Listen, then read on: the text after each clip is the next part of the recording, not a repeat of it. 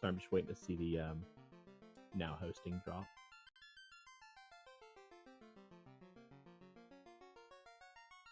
I'm not a biologist, but I don't think Ho-Oh's face. I'm not a biologist, but I don't think Ho-Oh's face. All right.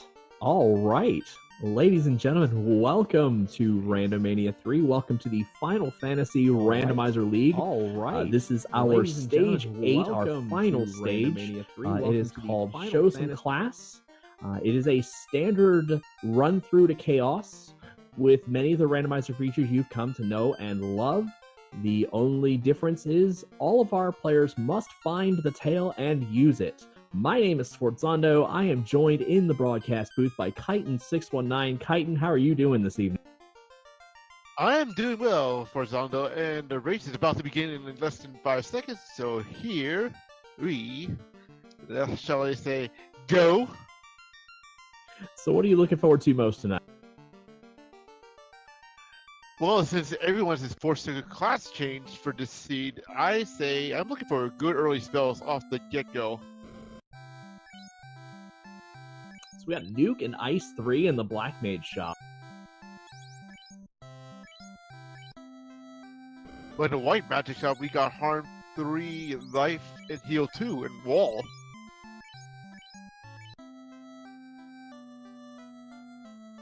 Definitely not a bad outlook at the start for our players.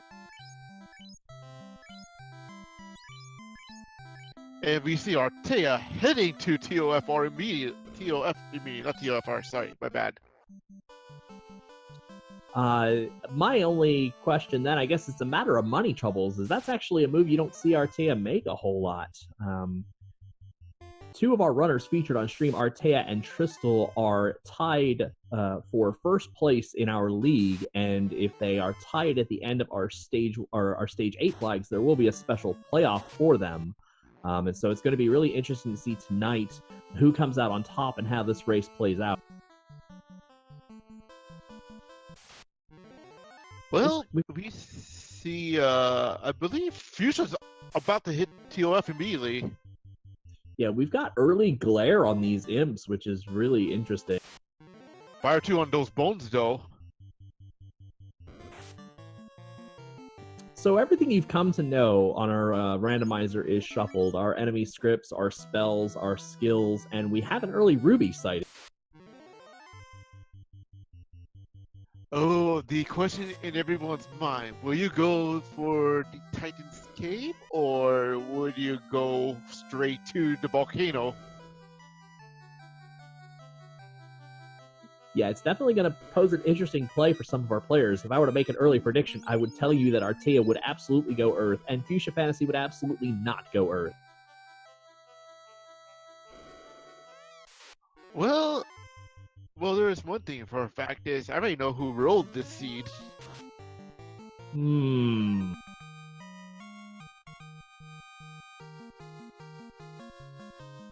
I'll reveal the seed roller once we hit the pirates. One can only hope. Although I'll tell you, with Nuke and Ice 3, there's definitely no doubt in my mind the pirates will not be an obstacle in this particular flag, in this particular seed. So we got our players chunking through Matoya, or through Temple of Fiends and Garland, no problem. Question is, will you go straight to Matoya, or you gotta wait for it till you get your ship and you go straight to Provoke?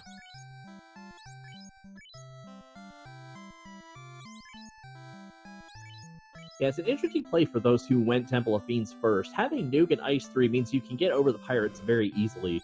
From there, it's simply a matter of going and getting the ship and doing the sweep. That's at least what I would have done. But then again, I am not one of the top 3-5 players in this league, so what they do is pretty close to gospel at this point.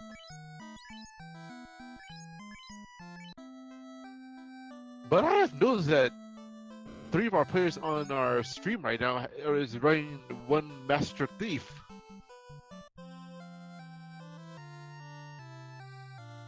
Yeah, so the Thief is going to serve one of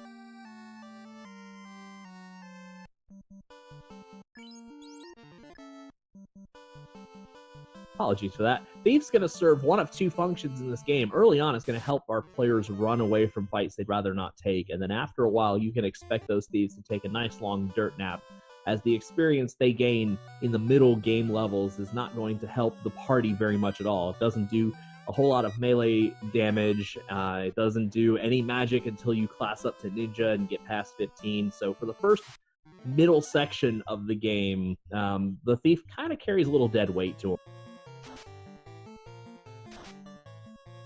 But we saw Crystal reset just now because at Matoya there's over 10k gold.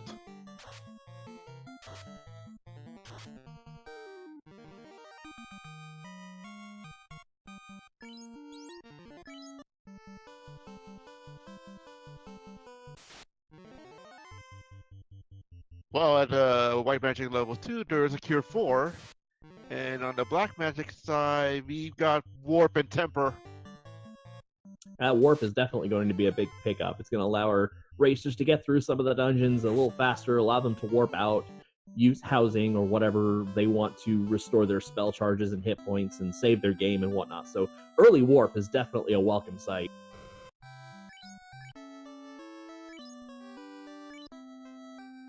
Question in chat, what is the Stage 8 goals? This is a standard run through to Chaos. So our players are looking to complete the objectives as a normal vanilla game, killing the 4 fiends and then eventually Lich. The only thing that has changed in this flag set is that they must find and cash in the tail. So there are 231 treasure chests in the game. 224 of them could possibly contain the tail. So it's going to be one big, long scavenger hunt with a dead chaos at the end of it. Well, meanwhile, Tristan just cleared those pirates with ease with the nuke. That's no problem. And I believe his entire party's at level 3 or level 4.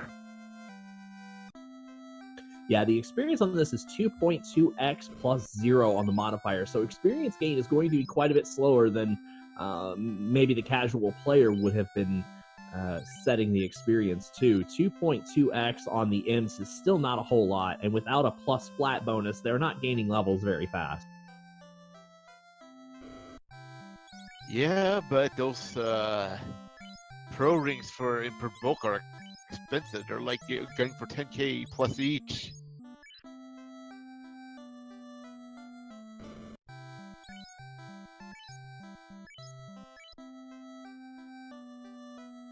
Yeah, that temper's a good find. Let's see where fast is before we get too excited about how melees are going to work in this game. One thing I'm noticing is that Salty Fries opted for 2 red mages, so we'll see how the rest of White Magic pans out to see if he has access to more and better spells. Red mages have a few more restrictions than White Mage, but they're mostly based on spell slot as opposed to the name of the spell, so red mages can be a feast or famine selection, and Salty Fry going with 2 of them, he's definitely going deeper in.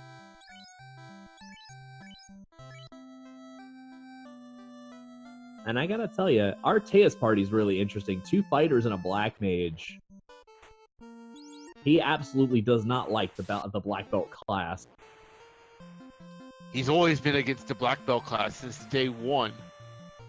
As I'm looking over our play groups, including the 3 runners that we are actually following off stream, the only person who has taken a black belt is Quicklit, and that's only so that he could kill that black belt as the party member to give up their experience for the good of the rest of the party. Yeah, with this scaling, I would not do a black belt grind to death for this seed.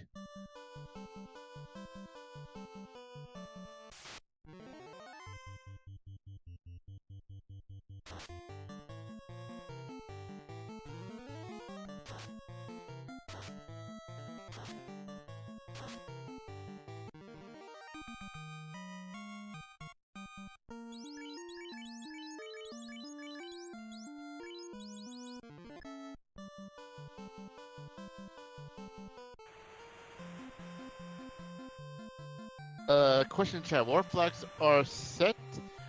Oh boy. You want to explain that for Zondo? Oh, not a problem. Our starting from the top, our enemy Grips, spells, and skills are all shuffled, so all enemies can do a wide assortment of things. I've seen ogres with Blizzard and imps with Glare and a whole host of other mean and nasty things that could be going on. Our prices are set at, I believe, 25 to 400%, so prices can vary widely. Our enemy percents are 45% to 220%, if I'm not mistaken. So that is all their hit points, their absorb rating, their evade rating, their strengths, and whatnot. All of those are on some factor between 45 and 220%. Our incentives are off, I believe. Let me recheck that one to see if there are actually incentives in this particular category. By the way, level 3 magic for white had fade in the 3rd slot. Ooh, that's going to be a good pickup for those red mages. So Salty Fries Gamble looks like it pays off with level 1 nuke and level 3 fade.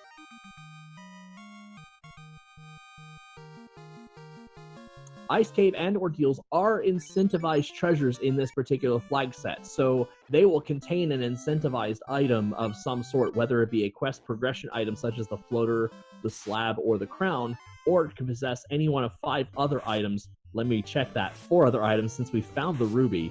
It could be either the mass immune, the ribbon, the tail, which is definitely what is coveted by everyone, and I am drawing a blank on the other 2 because I have not played with incentives on in quite some time. Well, while you were doing that, I just found out that Artea is doing the Peninsula Power grinding right now. It's an interesting call because I think everyone's heading in the direction of Marsh, and so having those levels could potentially help him depending on how good Marsh is. But watching Artea do this is a little perplexing to me as someone who's trying to kind of learn and grow from one of the best players in this randomizer. I'd always thought if you had nuke at 1, you just dive whatever dungeon and kill everything between point A and point B, and that's how you gain your levels. So it's interesting to me to see this play.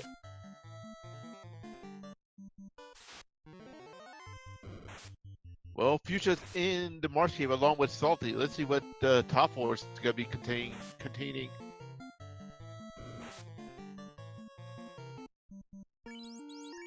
So, question in chat: while Salty is checking the top floor of Marsh, why is Artea running the red mage down?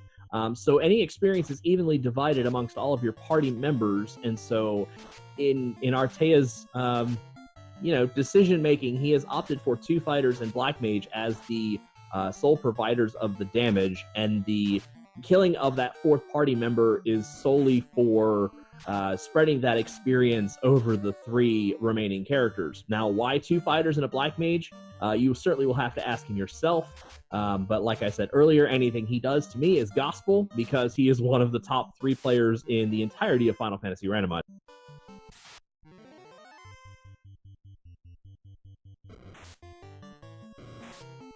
By the way, at Dwarf Cave earlier, I did see a katana in the chest, so ninja straps might come into play if someone's running the thief. Yeah, and with the 10,000 gold chest earlier, it's certainly possible to see that, since in often many cases the katanas just sell fodder because it usually is worth a lot of gold. But finding that 10,000 gold chest, you may hang on to the katana as long as you can, unless you're Minochi, then you just sell everything. And by the way, top floor only had is all gold.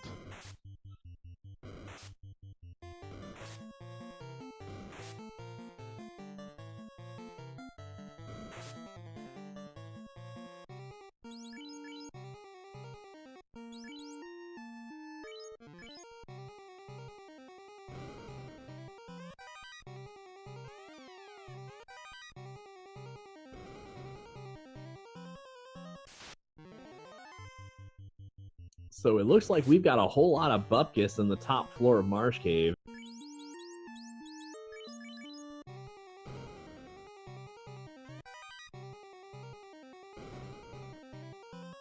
And I'll have you know that Artea is not the only one doing the Peninsula Power Grind. We are actually tracking 2 runners off stream who are currently doing Peninsula Power Grinds as well. Who's the other one? we've got Minochi and Alliger Wrap both doing Peninsula Power Grinds right now.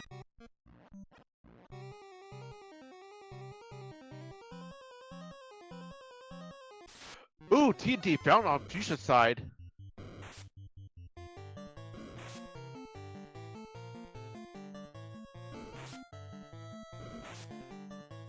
Well, that's going to be a good pickup, but I mean, that was one of those eventualities. One of the first 45 treasure chests has to be the TNT. And he just books it. He doesn't even take any chances checking the rest of it.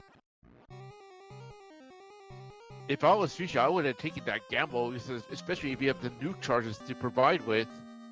Yeah, it's a really tough call, and if Tristal stays the course, we'll know what Fuchsia missed out on, because I think Fuchsia checked this treasure room right here that Tristal's currently in, and there's the opal bracelet, it looks like.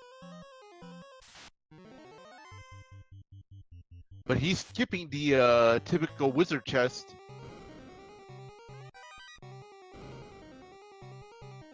Oh, he's going back for it. I think he just wanted to pop his head in and see that one first.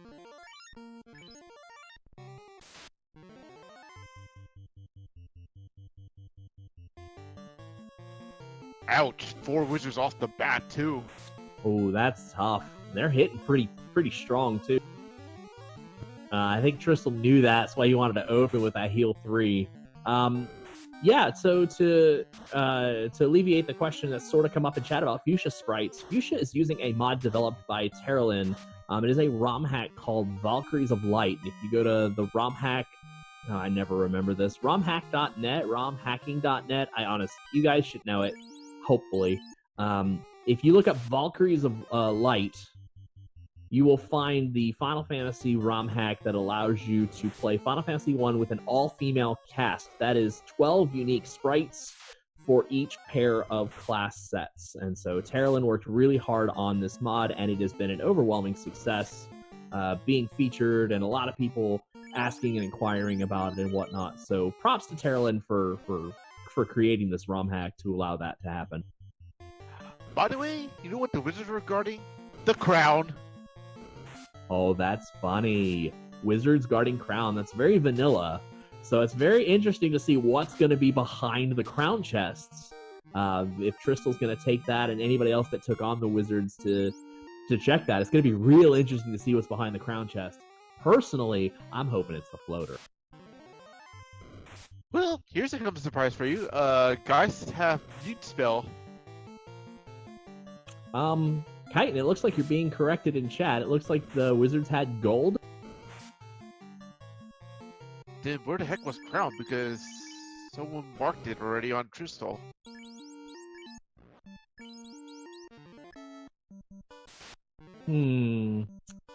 The tracker that pointed that out is it's a very interesting lad running our tracking tonight. He's running tracking and potential correction.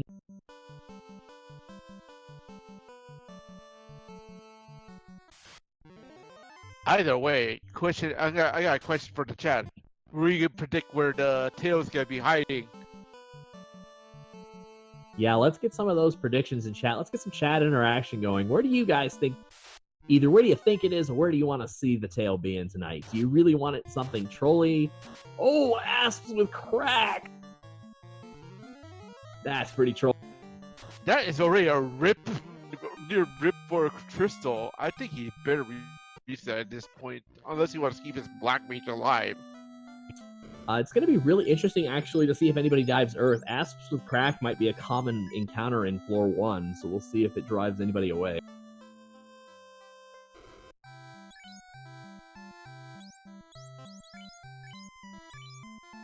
Horizontal, you ready for a little spoiler alert?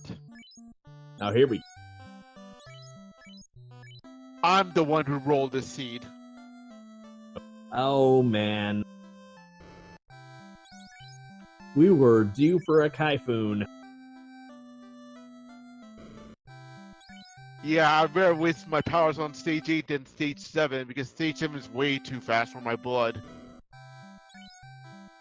Yeah, if you've got some snacks or some drinks, sit down and get comfortable, because this is definitely not going to be as short as last stage. This could easily go 135 plus, depending on how trolly the rest of this seed gets. Well, we see some peat grinding on the future side. Yeah, peat grinding is definitely, I think at this point, more advantageous than Peninsula Power, but it comes at the risk of not knowing what was in Marsh Cave. And so for those that did the Peninsula Power grind, they were banking on Marsh being a difficult run-through, which, barring the Asps, which I don't even think they're actually in Marsh Cave, there really wasn't a whole lot in the Marsh Cave that was too scary. Yeah, because the only thing the Marsh Cave has is just basically Mute Geist. So Pete looks like it's on encounter 3.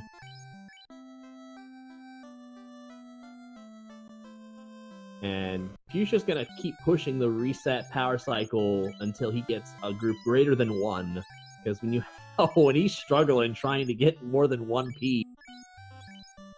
Well, we know the struggle is real for Stage 8.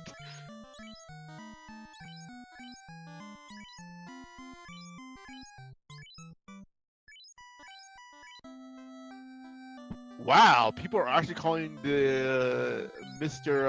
Astos' castle gonna be detail locked. It's so interesting because the tail is one of the most wide open items you can find. It is there, like I said earlier, there are 231 chests in the game. 7 of those are in Temple of Fiends Revisited. The logic removes any progression, well, actually any really good items from Temple of Fiends. So that leaves us with 224. It could be crown locked, it could be chime cube locked, it could be rod locked, it could, there's just a whole lot of places it can be that really I don't think any other major item that we're looking for has. Like, all the progression items are usually locked within a certain number of chests. Floater is locked within 118 chests. Slab is locked in so much. If you add the Sea Shrine chests to it, which comes to like I think 170 something or otherwise, and then the crown of course omits any chests the crown could be in, which is I think 196. So the tail having 224 possible locations really opens this up to a giant treasure hunt dig, and it's going to be really interesting to see where it ends up. By the way, I saw what happened on Salty's stream earlier just now, and he just ran into creeps with Dazzle. Ouch, because they usually come with those ogres with blizzards, so that is not a fun encounter to make.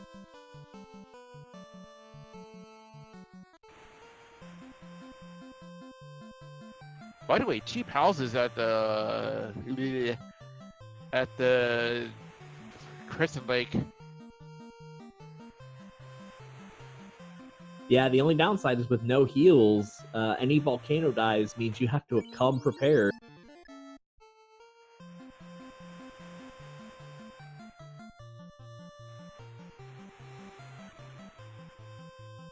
Or you could do worst. Die for the treasure trove, get out, then save with the house. Well, sure, but if you go to Volcano right now, I mean, you're expected to take copious amounts of damage, and so heal potions usually help you. Heal 3 is going to be an immensely useful spell diving here for any white mage that has it. I don't remember if it was red mage locked or not. No, it's not, because I saw Salty with the heal 3 earlier. Okay, so right now we're seeing Tristal run and get his canoe. We've got Fuchsia diving right for Volcano. I did not catch a glimpse at how many heals he had left in his repertoire, or whatever that word is. Backpack.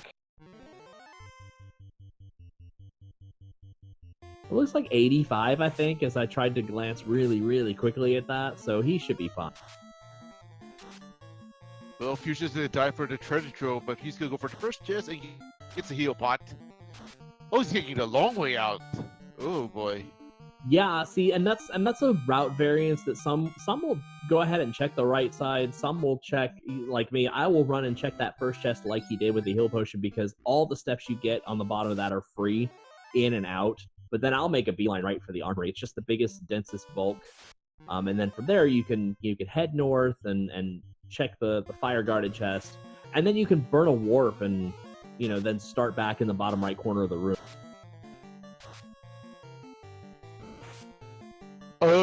okay, shadows are an issue at the Mars because they have poison touch. Isn't that a vanilla of them? Did they have vanilla poison touch?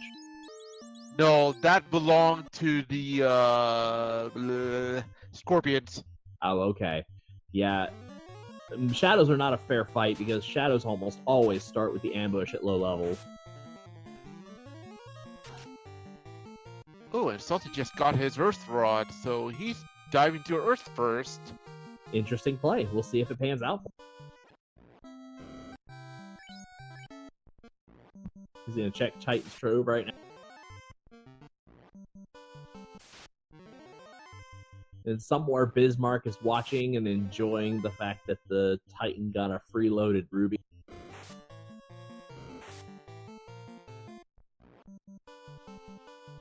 Ooh, Ice Sword was fire guarded.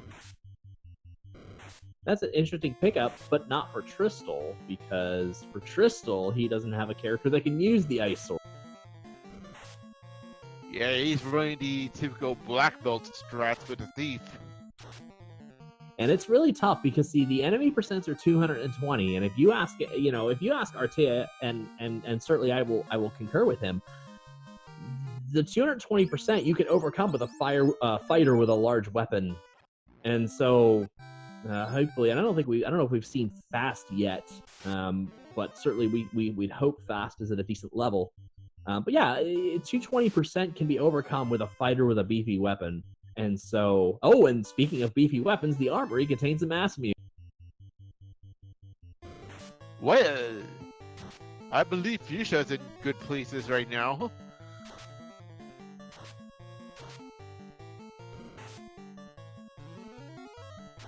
Flame armor, that's a good pick.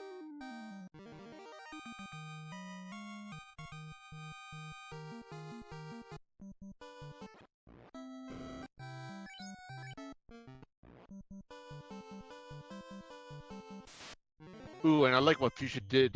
Warp out, save, and go back in.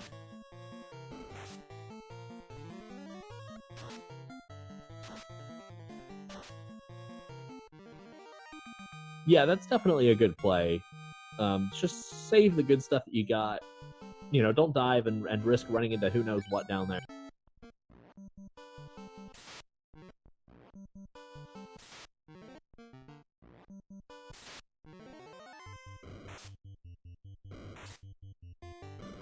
Oh, wow. Now even Giants have mute on Salty's side. Well, that's going to be tough. I believe the Giants and the guys have the Medusa script already, so who else might have the mute spell along with them?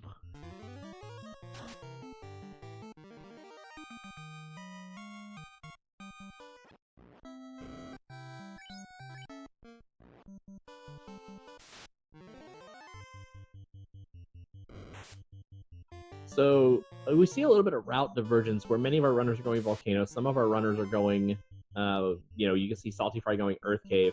We've actually got Quicklet in the Ice Cave. Oh, I know it's in the Ice Cave. Spoil it, my friend, if you can. Should I spoil it? I don't know if any of you guys are watching on the outside. Chat, spoil or not to spoil? Answer right now, or forever hold your peace. There's the white shirt down there for Fuchsia, deep in the volcano. A very nice pickup. But Fuchsia also picked up the adamant.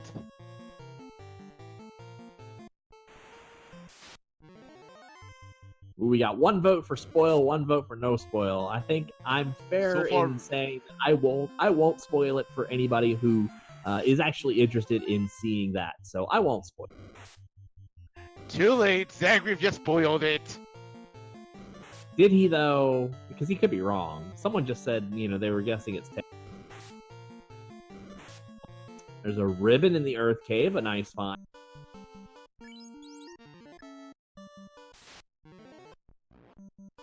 Oh, I bet you Salty's gonna be so mad that he wish he went to Volcano first because of the Massa Moon.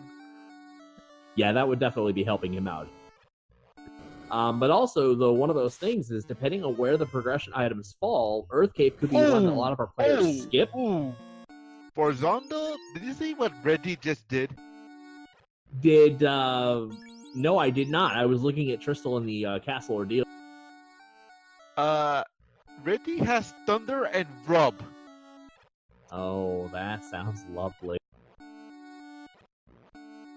Oh, so the question then becomes, do you really care about the red D chest? Statistically, it shouldn't have anything in it.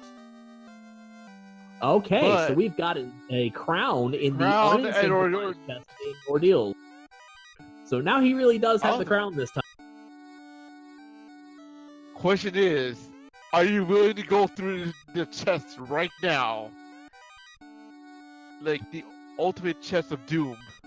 Yeah, so that's what Fuchsia's going to have to decide, is whether or not the red D chest is worth it. And if it is, that's great, but statistically it shouldn't. It would be messed up if it's the slab is in that chest. It would be. It would be insanely messed up. Just, because you think it's one in, whatever. So statistically, it should not really have anything in it. But you can't not know. I mean, It's either you gotta gamble or you can't. to respond to Killen, no, actually, I mean, it's not that no chest is worth it. It's the risk versus checking that chest. Certainly, yes, no individual chest is worth checking, but you weigh the risk of checking that chest over, the potential rewards that are in it. So in this particular case, there's sort of a high risk of checking this chest. And Fuchsia's gonna try again, see if he can get to buy this Thunder Red Dragon. No, he got away from it. Oh, it's a light axe. Okay, so we'll call it a 4 on the scale of value. Scale of 1 to 10. Light axe is like a 4. I put it as a 3 because if you went to Volcano first, and you're not dealing with the undead right now, it's kind of pointless. I mean, that's fair, but it's also going to give things like his fighter something to do when he encounters ghosts in the Sea Shrine.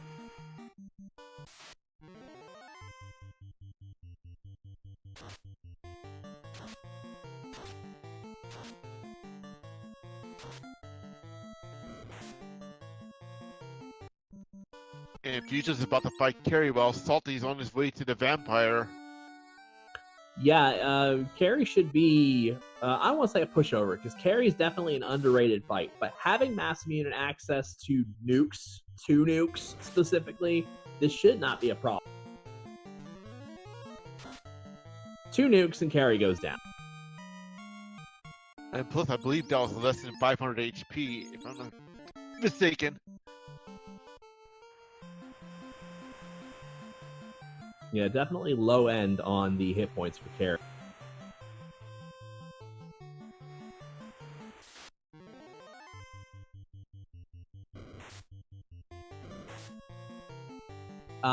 To respond to Evil Bobby's question about people not being worried about the items and chests, it sort of depends on what they've discovered to this point. As I mentioned before, there are 231 chests in the game. 224 of them contain various items, various degrees. Floater has up to 118 chests. The crown is 196 chests. The slab's somewhere about 160 something chests or so.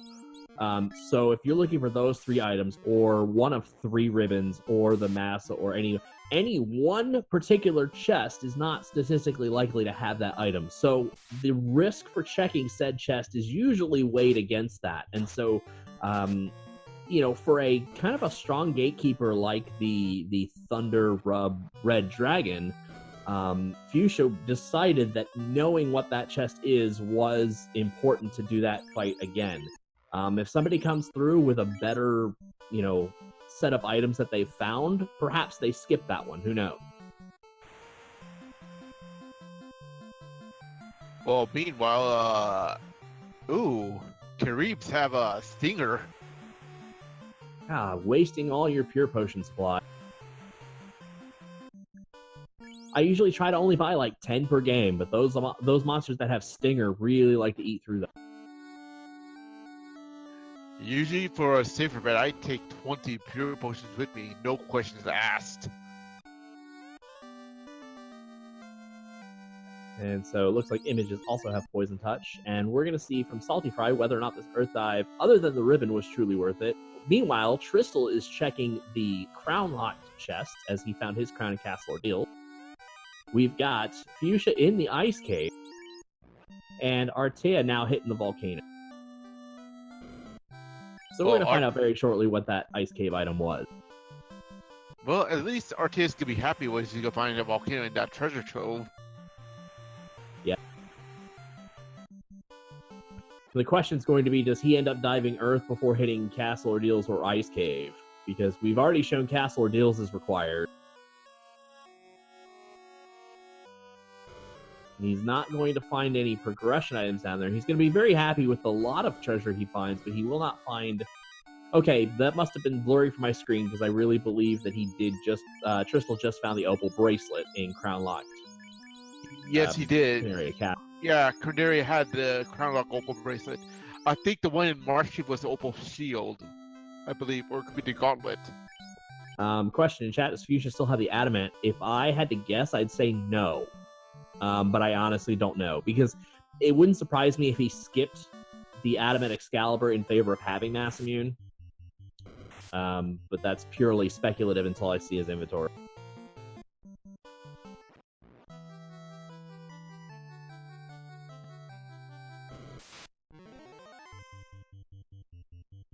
Yeah, but Salty got into 4 wizards again. Ooh, they hit hard.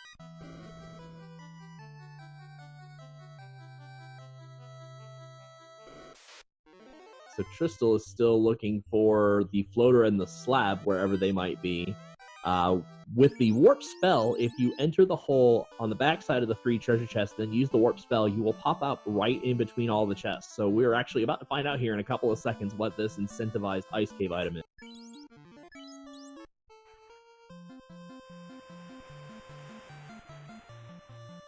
It's vanilla! I hope you like your floats vanilla. And so he is not going to check the rest of the Ice Cave. He is noping out of there as soon as humanly possible. We're going to see if these little shortcuts pan out for him, because kind of so far so good. Not much was in the Marsh Cave beyond the TNT. We will find out here maybe at some point if the rest of Ice Cave was required. About the only thing at this point we gotta hope is whether or not the slab is actually down there, since we've burned through both incentivized chests already. He has the Mass Immune. We know where 2 of the ribbons are. And in fact, I think there's one in the Earth Cave, and I think he should have the other one in the volcano, if I remember right.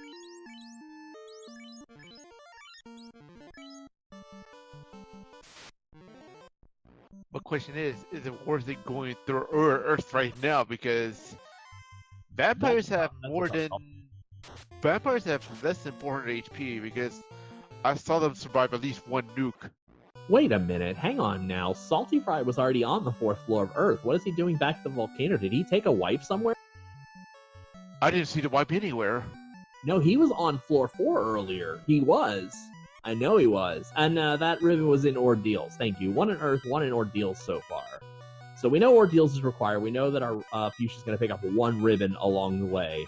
The question is going to be, what does he do from here? So we've got a Pro Ring, and Tristal's just skipping out on the Pro Ring, so nothing in the Dwarf Cave. Dwarves is not to be happy. Finding Floater in the Ice Cave is a very interesting thing, because, in my opinion, I feel like Floater in the Ice Cave drives people away from Castle Ordeals, just because of the distance that you have to walk. Sometimes the sailing feels a little placebo-like in its ease, and so you can kind of park right up on the shores of Castle Ordeals. Hey, we got Zardia in the chat with the 10 bits. Thank you so much for donating. I actually will take this time to go ahead and say thank you to Randomania. If you like the action that you see, feel free to give Randomania and its auxiliary channels a follow. there's a lot of interesting things going on. And of course, as I'm propping that, we find the tail. Feel free to give our runners a follow if you like what you see. Earth is mightily required in. That's going to be really funny because I wonder how many of our runners are going to skip out on, especially Earth B4. I mean, really, that's one of those ones where it's so deep down there that Artea would find it, but I don't know how long before anybody else will find it. It looks like we've got Minochi in the Earth Cave as well. So it looks like Minochi is going to find it most definitely, but we're going to definitely see how long it takes the rest of our runners to find it. It is in a really rough spot in Earth B4 too. That is probably almost as out of the way as you can get. Save maybe Sky for Floating Fortress 2F. And so that's finding it in kind of a really odd spot. Oh, but the exit spells at level 3 as well for the white magic. Was that poison damage or poison stone on Carrie? Looks like poison damage on Carrie, maybe? She may have been light in hit points, but she was definitely strong in spells. So anyway, if you like what you see, feel free to give these runners a follow as well, because a lot of these runners run the very same content on the off time that we're not doing our league races. Sorry about that, Kite. I was still plugging. What do you? According to Mighty Zardia, he said Carrie did have poison damage. And of course, finally, we want to say thanks to Trenton, our tracker / restreamer for this run. If you guys like Final Fantasy IV Free Enterprise Randomizer, feel free to give Trenton a follow, because he definitely runs that with some frequency.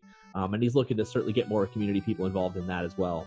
And certainly, if you like the action and you want to be a part of it, feel free to join our Discord channel. We are always welcoming new members in. We are seeing kind of a big uptick in the new player help channel. So definitely come in, get involved, get to run in our Final Fantasy Randomizer. You can see right there on the website, finalfantasyrandomizer.com, as well as our Discord link. Feel free to give us a follow and get in on this action. We're going to be having a spring tournament coming up here soon, so there's definitely some discussion being had about that. We just welcome you guys to come and join us for that, for the tournament. It's an exciting time, definitely, to be a part of this.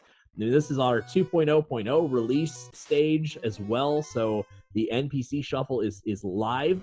It's not part of our stage 8 rule set, but we've got it. It's live for public consumption, and it's just definitely a good time to be a part of the Final Fantasy Randomizer community. By the way, Lich was a pushover. He only had less than 330 HP. So we got Tristal about to pick up the floater, and then we've got Fuchsia working on the Zardia Islands. Not a whole lot to be found. Except he just found a power stick. I mean, what good is a power stick then? If only that thing is actually a freaking temper staff. Cough, cough. Developers, get on that. Please, because the power staff needs some love.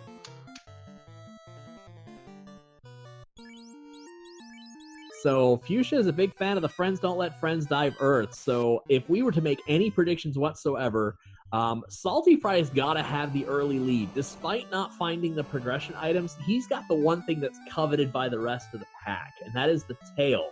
Minochi is actually down there, and he did just pick up his tail as well. I think he is in a very similar position to Salty Fry at this point in terms of the number of orbs lit and progression items found. It's going to be interesting to see where he goes from here, because finding the tail is nice. Finding the tail where he did is nice, but finding it this early, he's got to feel like he's kind of set back in the terms of actual progression and leveling and whatnot. Well, speaking of using the airship and all, Fuchsia is actually on his way to Ordeals to grab his, the crown that's going to be there along with his ribbon. Yeah, he definitely went away from what I had said. He did not opt for Sea Shrine. He opted to go right to Castle Ordeals. I think because it's incentivized, it's probably drawing people there. We got Tristal with the Bane Sword strats in the Frost Ruru's chest.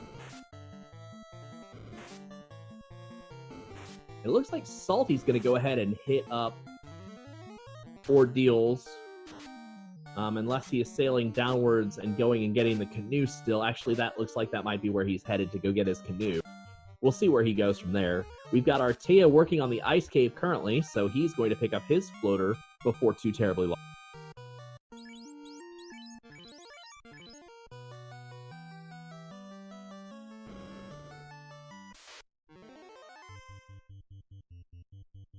But man, Trizzle's been hitting hard with these wizards, though.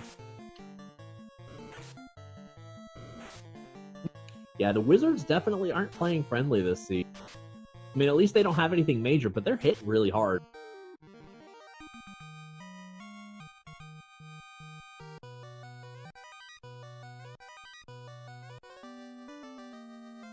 Oh, and there's the slab deep in ice! I knew it! Fuchsia might be in some serious trouble here. Well, for those who think Fuchsia's gonna win this race, well, his chances just went down the drain quite a bit now since Tristel found the slab. Yeah, it's definitely like if you were placing bets on Fuchsia, and I mean Fuchsia's a very strong runner. It's definitely it turned on the jets as the series has gone on. But he opted not to check the rest of Ice Cave, just bolted with his floater, and that's gonna cost him dearly. And so we're gonna see how he approaches the rest of the game. But unfortunately, to have to double dip a dungeon like that, to also have to double dip that dungeon after just about everything else, unfortunately, I don't like Fuchsia's chances in this race. So, Farzando, if you were taking, let's say, a fantasy draft, would you draft Tristle in a heartbeat for first place right now? Oh gosh, that's tough. You gotta put me on the spot like that. It's really tough because it depends partly on flag set. Because I mean, you know, Tristle and Artea, and I mean, not even counting, you know, league admins like Edgeworth who aren't in the league participation, but who are you know, top tier runners. I really don't know, because I know Artea's got his, you know, particular weaknesses. I know Tristle's got his particular weaknesses. You just have to give me a flag set. In these sort of low XP, semi-low percentages, I actually think I take Artea. I kind of like that he takes enough risks, and really his deep knowledge of the game allows him to kind of fine-tune his party to be effective. I mean, Tristle, like many runners, it seems to be black belt or bust for him, and so I mean, it kind of pigeonholes him into a one-trick pony. Well, we know in the past that black belt has been notoriously been the favorite to win these kind of races. Oh, definitely. I think if your percentages are over 250, then unfortunately black belt is one of the required classes just for the sheer volume of hits that they get. But in my opinion, 220 is not that threshold.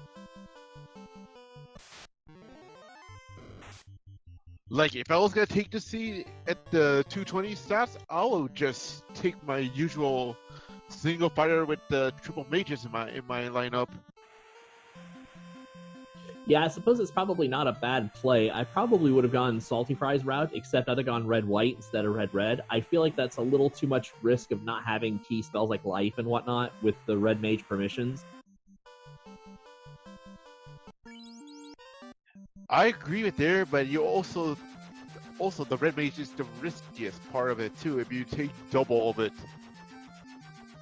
Oh, definitely. And I mean, it seems to be paying off for Salty Fry with, like I said, Nuke at 1, Fade at 3, having Heal 3. It's kind of the question of and I didn't see whether he has access to life, but I know there are a bunch of cure spells available, plus all the heal potions. Really, life is the key spell to kind of have in your repertoire.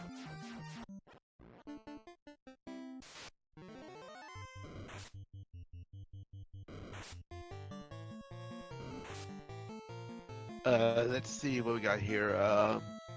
Oh yeah, Persando, are you actually going for the spring tournament this year? Oh, I mean, you know, there's like a 95% chance that I'm in. Definitely. As for me, I have a 0% chance to join in. Speaking of 0%, how's that Dragon Warrior randomizer tournament coming?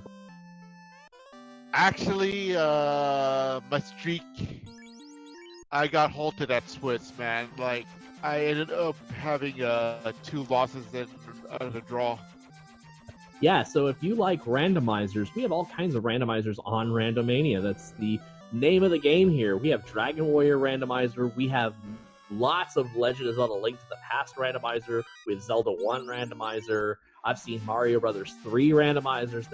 There's a ton of randomizers. So like I said, if you like that kind of content, feel free to give Randomania and its auxiliary channels a follow. Big thanks to Nora for just helping us plug the league and getting on to Randomania and getting fit into their schedule.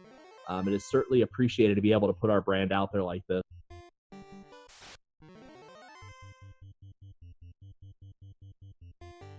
Well, if you like FF Randomizer or any of the randomizers we do here on Randomania, there is also the Final Fantasy IV Free Enterprise Rando. Yeah, that one's actually gaining some legs and getting a nice little following going. So if you're a fan of Final Fantasy IV and a fan of of randomizers in general, Final Fantasy Free Enterprise might be something you want to look into. And I can tell you this much, I've been participating in the wikis and they have been fun. Yeah, so Artea going Ordeals is not unprecedented. I mean, with the fact that there are incentivized chests, and he has technically only found, well, he's found 2 of his progression items at this point. Knowing that the Ordeals was a ribbon, there's probably a strong likelihood in his mind that he believes Ordeals contains a progression item. Well, Crystal's actually trying to look for the bottle, actually. Yeah, the bottle makes for a very interesting check. We'll see if it's here in Gaia. It is, and so he's going to grab that, and it's just lazy Gaia residents keeping the bottle trapped of the fairy in the lake. And so I always like to check Caravan to see if it's in Caravan, then Gaia, and if it's not in Gaia, then it's in Onrak, and it's a really trolly bottle placement there. One of the interesting things about Final Fantasy Shuffle is you'll get a good laugh every time you get a seed in which finding and uncorking the bottle nets you the Excalibur. Are you talking about the NPC Shuffle? Oh yeah, like one of my very first runs of the NPC Shuffle, the fairy in the bottle gave me the Excalibur, and I thought to myself, strange women lying in ponds delivering swords is no basis for a system of government. Oh, gross. Wyverns have stinger as well.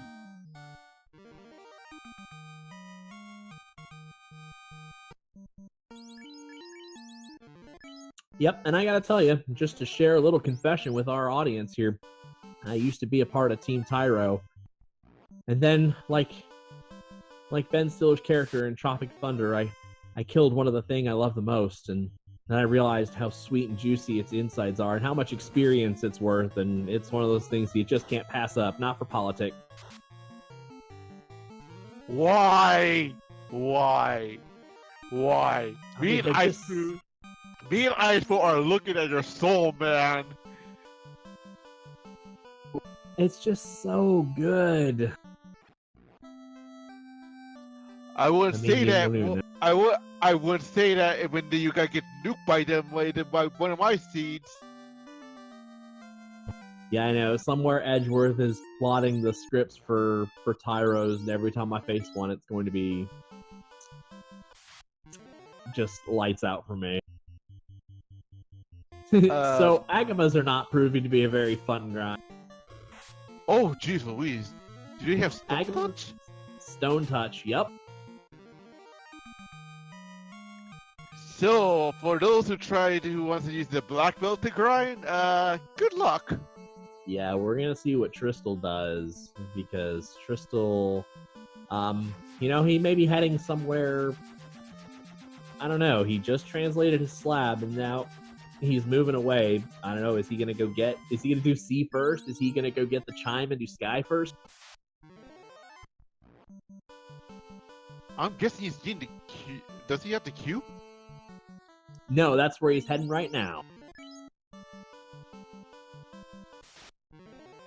I believe he's gonna dive into where Kraken lives.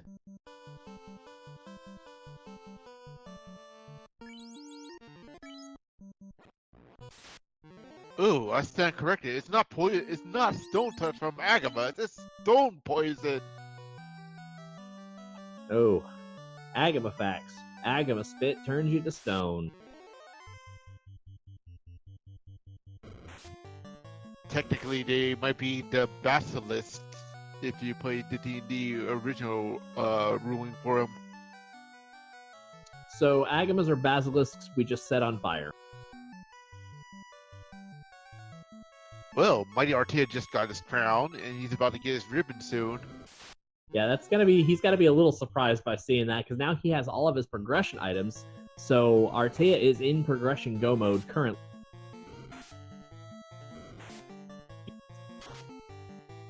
Or he should be. He did find his slab, I believe. He surely would not have... Oh, I guess that's fair. I guess I'm not thinking of the tail being a progression go mode item. And I need to start. That is correct. So he is not in technical progression go mode. Oh, he will be once he hits the Earth Cave. Yeah, but the question is, when does he hit the Earth Cave? Because from here, you've got access to Sea Shrine, you've got access to Floating Fortress. Oh, and unfortunately, we have our first forfeit. Minochi, who is our other top 3 candidates, has just forfeited out. His game unfortunately froze for him. Looks like maybe he blue screened or something, and his stream just crashed. And so, unfortunately, he is out. Oh, that's rough. With the technical issues, that is rough. Because we've seen a few in those in the tournament in the past. Yeah, it's an unfortunate thing to have your computer crash like that. Something you definitely don't want to see, especially if you're having a strong run. Like Minochi is the only other runner who's found the tail, and so it was a shame for him because it was kind of, between Salty Fry we have on stream and Minochi off stream. Because I predict Salty Fry will find all his progression items before maybe hitting up one of the major dungeons, other than Volcano, certainly, of course. Let's hope Salty runs away from the Red Deep, because Red Deep we know is dangerous right now. Oh, and just takes a melee swing, so it looks like he's gonna make it through this alright, maybe, depending. Not enough nukes to take him down, but Massimune does the job. Salty Fry is only level 11, and we are here at the 56-minute mark, so definitely interesting to see what he does from here, because if he does the normal incentive progression, he will find what he's looking for and won't have to check probably a single chest in Sea or Sky. So it's going to be really interesting to see what he does about leveling progression, because what better way to gain levels as part of the progress than just getting them while you're checking your chests? So we'll see what he does. Is it me, or is Trissel actually trying to go to Sky Castle? Yeah, I think that's what he's going to do. This is a really interesting play because, although I'm not 100% sure where he's going exactly, but it is an interesting play because you had to skip out on... Yeah, oh, he's heading to Volcano. So he went and did all of that work, and I guess he was just checking chests to help him in his progression, try to get stronger or otherwise. He doesn't realize he's about to find the Massimune, so he's probably going to regret all that exterior work he just did.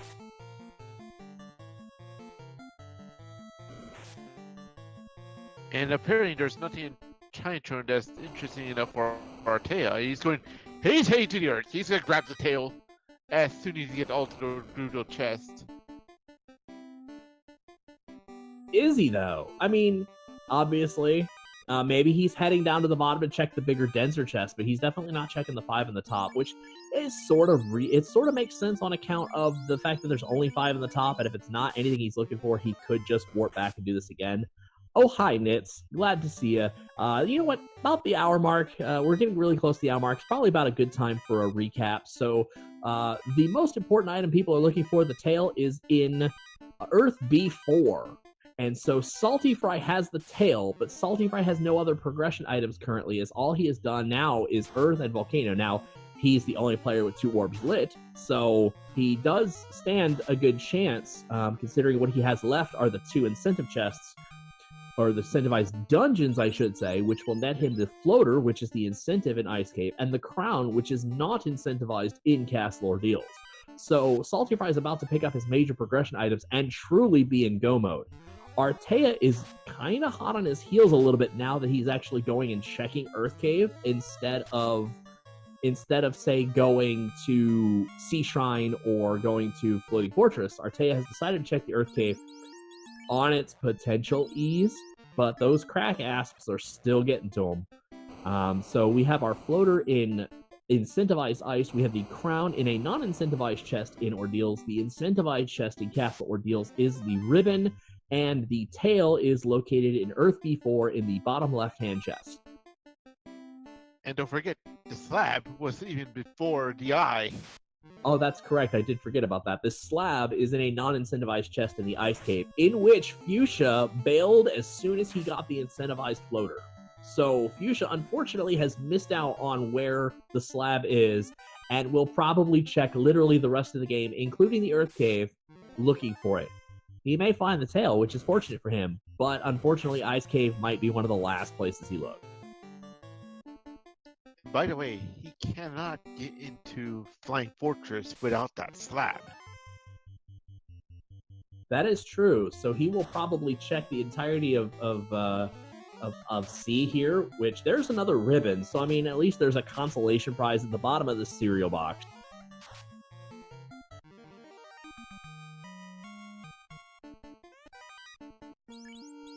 And for those who are watching, please follow our runners, our restreamer, and of course all the Random Mania channels, and of course follow the commentators, me and Zondo, at the respective links. So meanwhile, Salty got 6-pack of wizards incoming. Meanwhile, Nuke does the job. Hopefully, hopefully he gets them all. I always say that, and there's always going to be a low roll somewhere, but.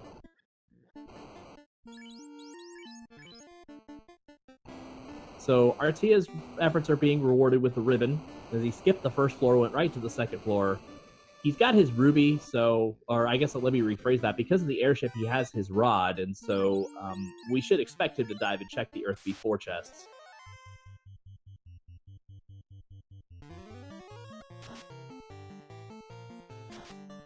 And let's hope Artea does not get stoned by the Agamas.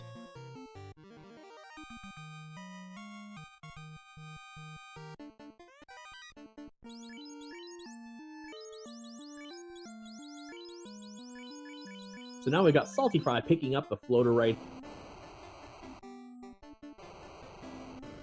We'll see what he does, and hopefully he does not make the mistake Fuchsia did. It does not look like he's doing that. He's going to complete the rest of this dungeon. He's going to find the slab, and he is truly going to be in progression go mode. Oh, Adamant was in Volcano. That is correct, but unfortunately that does not do Tristal any good.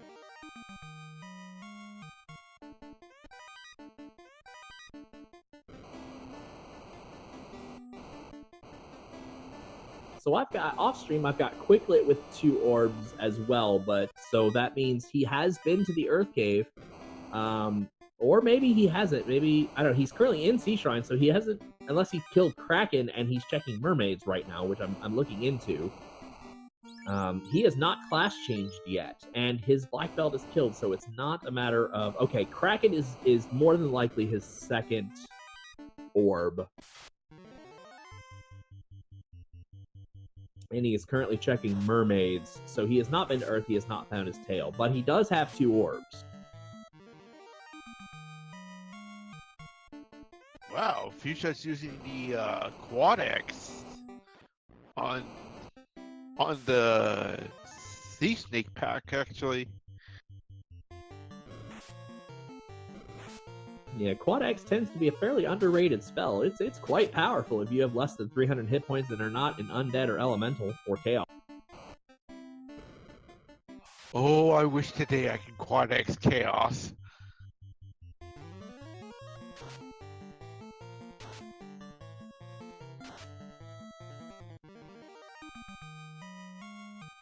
And so Salty is about to come upon his slab.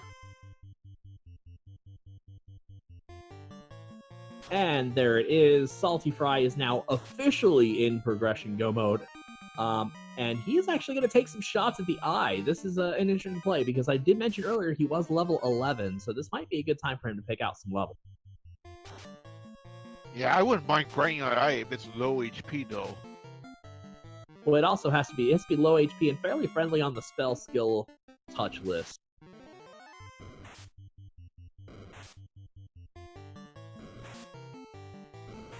He has more than 200 hit points, but missed the thief in its attack, so I don't know that it really does a whole lot of damage. We'll have to see if it pulls up a skill, but it looks like... Oh, he's just going to exit out. I think he just wanted to take a couple of shots at that, see if he can gain a level, and move on.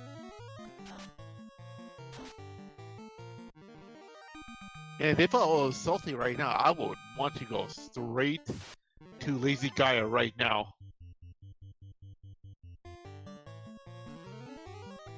Yeah, most definitely. Salty, he has just about everything he could need. Now that he's got his floater, he can go do his class change. You know, he should have enough stuff to at least get a passable run through. The big question is going to be levels and what he decides to do about that. How is he going to gain his levels going forward? Otherwise, he really doesn't need to check any more treasure chests. He should have the Castle Ordeals ribbon. He has the Earth Cave ribbon since he has the tail, so he's got 2 ribbons. Oh, by the way, Trinton just said Power Bonk is a Sea Shrine. Interesting. We'll see if that's going to come into play. It looks like Tristal has not yet face checked the Agama, so we'll see what happens here. He just did, and he just got gazed by one of them. I mean, yes, he has a ribbon on that black belt, but, do you take the risk on the 3 in 256 chance that you get it through the ribbon?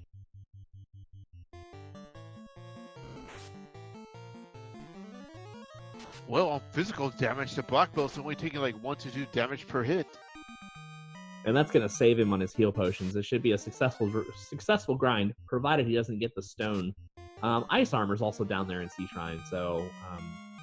some armor stacking is kind of nice. Oh yeah, by the way, I saw what Future had also got from Sea Shrine was the Professional Cape. It's always good to build this stuff up. Unfortunately, it's not going to do him a lick of good in terms of speed running and trying to pull this one out. Until he makes the turn back to Ice Cave, unfortunately, he's just going to continue to get further and further behind.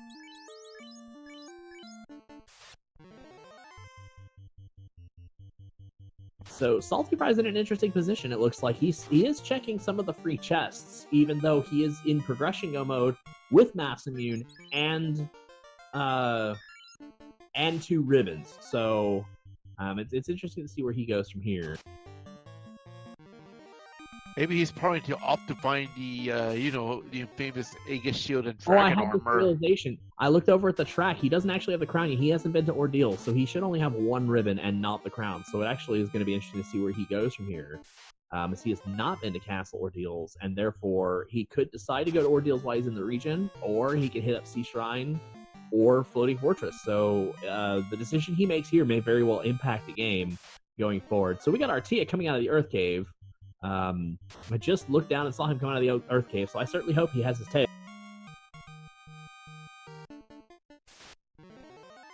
Unless Artea actually... Oh no, Artea didn't skip it. Okay. No, there's no way.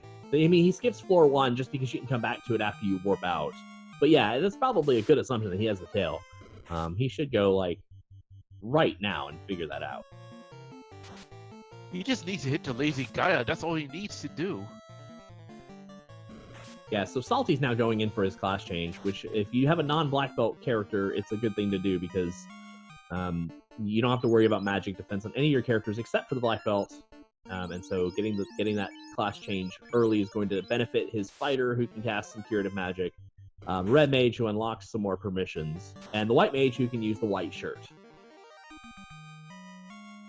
So yes, we do have Artea class changing. Artea does have his tail.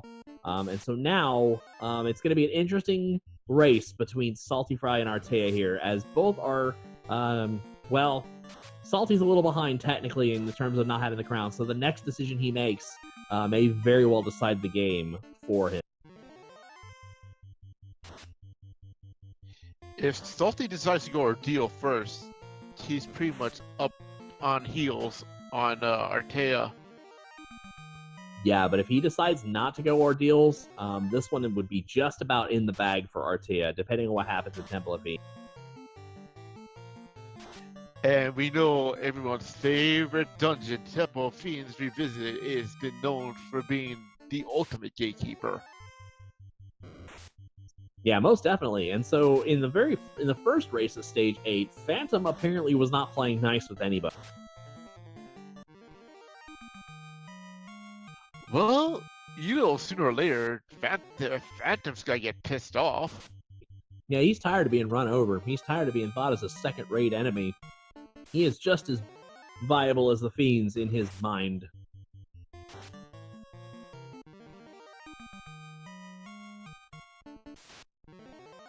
So we got Salty Fry translating his slab. So he's got his bottle Oxiel. So he's got his Oxiel and his slab translated. What he does here is going to determine kind of how this race potentially finishes up. And I hate to say it, Salty, but if you come back and watch this VOD, it's make or break right here. Oh, he decided to exchange it for Excalibur. That'll give him another melee, which is good in like single and double target fights, like the two Gersharks or something like that. It's always good to have two melees in that particular, just so you're not kind of going through your spell charges. Yes, you have Nuke at 1, but if you're in Salty Fry's position, you don't have a whole lot of levels to burn spell charges with. So having two melees, or 3 in this particular case, or 4 if you count the other red mage, it's not a bad position for him to be in.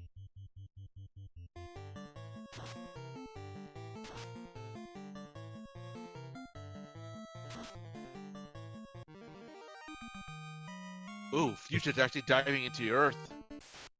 Well, Fuchsia is technically out of options at this point. He has gone through the Sea Shrine, and so now he is at the Friends Don't Let Friends Dive Earth phase. And I can only imagine how upset he would be when he finds out the slab's not here. He should have the rod. I'm pretty sure anybody who gets the airship, the very first thing you should do, kids, is go get the rod, because it is only a stone's throw away from the airship landing. Funny enough, I don't think he went to grab the rod. Well, if Fuchsia would be so kind as to go into his menu and just show us real quick. Not that he can hear us, just, telepathy and stuff. Oh, our tracker said he does have it.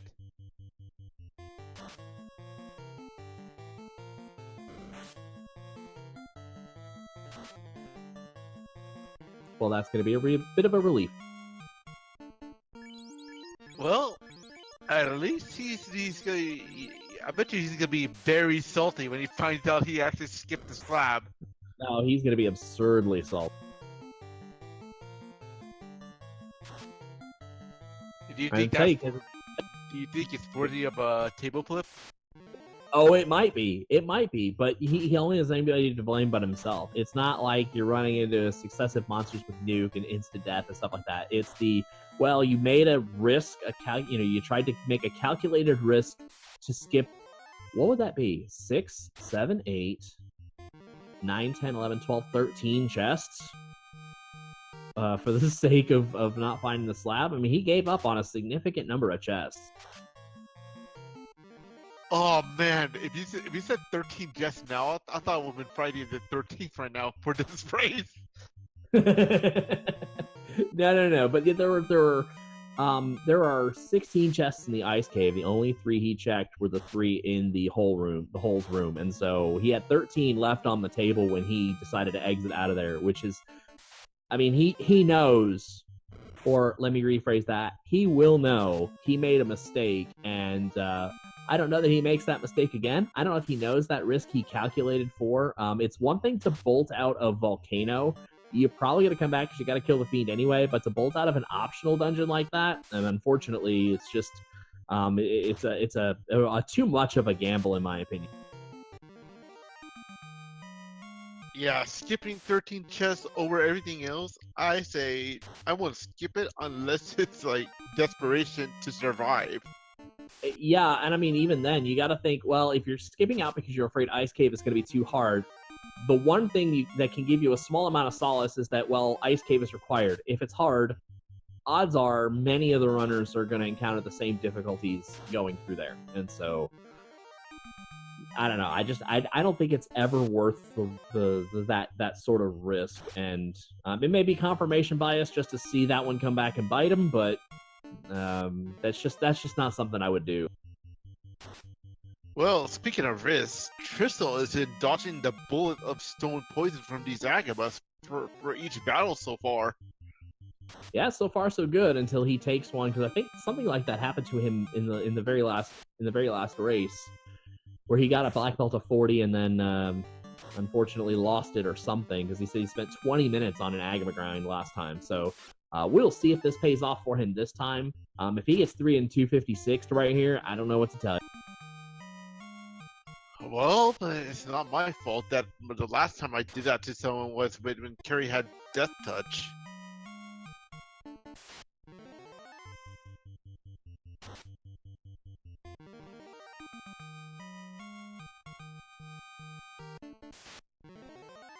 I think the Agama facts got a little stale, as we're seeing an Agama grind with no Agama facts. So I think people have gotten over that meme. But we'll keep it in our back pockets, and maybe we'll resurrect it one. Yeah, but what are the odds of resurrecting that meme anyway? Like 1 to zilch right now with the NPC shuffle in play. It will be the next time there's an Agama grind when Bismarck is commentating. I wouldn't say that.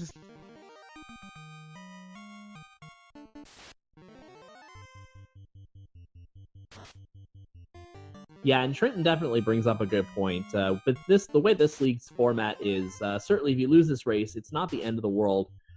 There are 8 more races in this stage, I believe, to have a chance to net a win. And so, if not this one, then the next one, or perhaps, the front end is for taking risks. I mean, this seed is loaded with top 10 players in our league. Artea, Tristal, and Minochi are all tied for first. Salty Fry, Fuchsia Fantasy, and Quicklit are 3 of the next 4, I believe. And so this race is definitely loaded in regards to the talent of Final Fantasy Randomizer.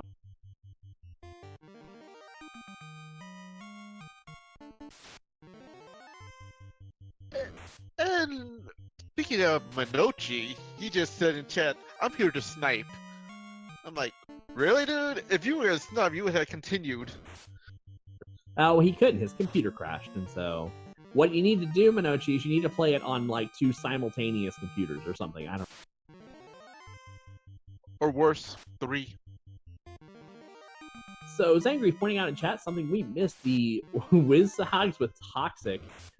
Better the Wiz Sahags than the Red Sahags, but that's still a pretty nasty fight because that can be a common one that you see. Artea's still checking chests though, so I don't know what's kind of what he's looking for. He could be looking for Dragon Armor Age Shield.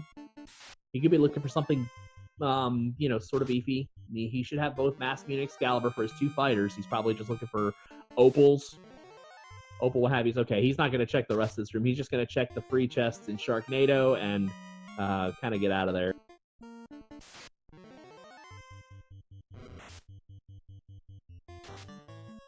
Ooh, Fuchsia's about to hit its last few chests.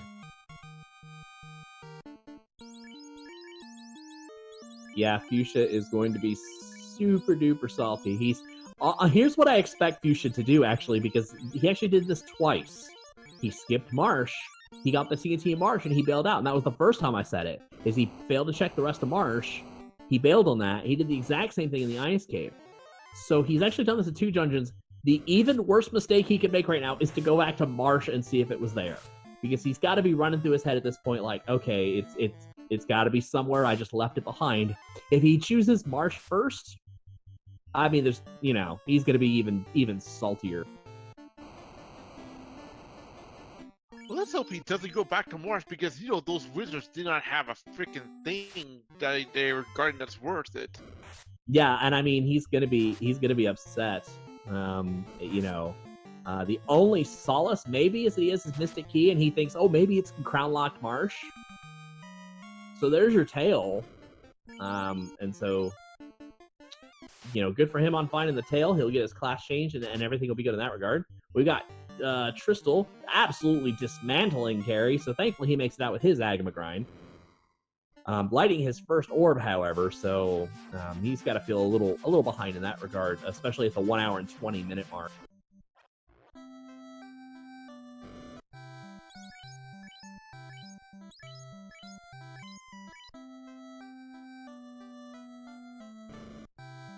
So Salty has chosen Sea Shrine, and Salty has unfortunately chosen poorly, so this is now Artea's race to lose.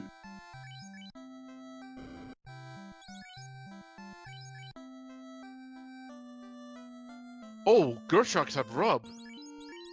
And they usually like to rub up against their meal before they eat. And apparently Wizards like to have ink as well because they just have Flash in their skill list. So Artea is going to go up against Kraken with two fighters, two knights, basically. We'll see how this goes for. Oh, it's going to go fairly well because he has low evade, low absorb, and there he goes. So Kraken is down for Artea. He clears the Sea Shrine Gauntlet. Now it's just a matter of heading over to Floating Fortress, taking out Tiamat, and then heading up to Temple of Fiends Revisited. So we'll see definitely the moves that he makes from this point. Well, don't forget, you cannot underestimate Tristal right now because his black belt is his master is very high level too, so Tristal could snipe back if he's not gonna pick up any more chests. Yeah, the problem with Tristal is he's checking the wrong chests. At least, you know, it's good to have the perspective of hindsight. We could literally watch everything that's going on. We have no idea what's in Floating Fortress or Mirage Tower, but we can tell you none of the items he needs are there. So, it's going to be really unfortunate to watch him check all of these chests to not come out with the tail.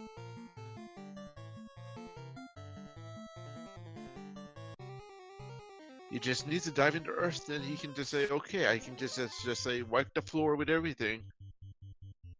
Yeah, and so Salty is now going around into mermaids. So we'll get our look at kind of what's in there too. There's that ribbon. So we've got all three ribbons found: one in the incentivized ordeals, one in mermaids, and one in the Earth Cave. Question in chat: defense sword, dragon armor might be the best thing left. I actually have to agree. I think that's the last two I possibly want to need. Also with the Aegis shield. Yeah, I won't disagree with you on that. But in terms of speed, and in terms of trying to finish it, there's got to be a certain level of acceptable risk. And with two ribbons, yeah, he would not check mermaids. So with two ribbons, Artea's got to find that to be essentially an acceptable level of risk.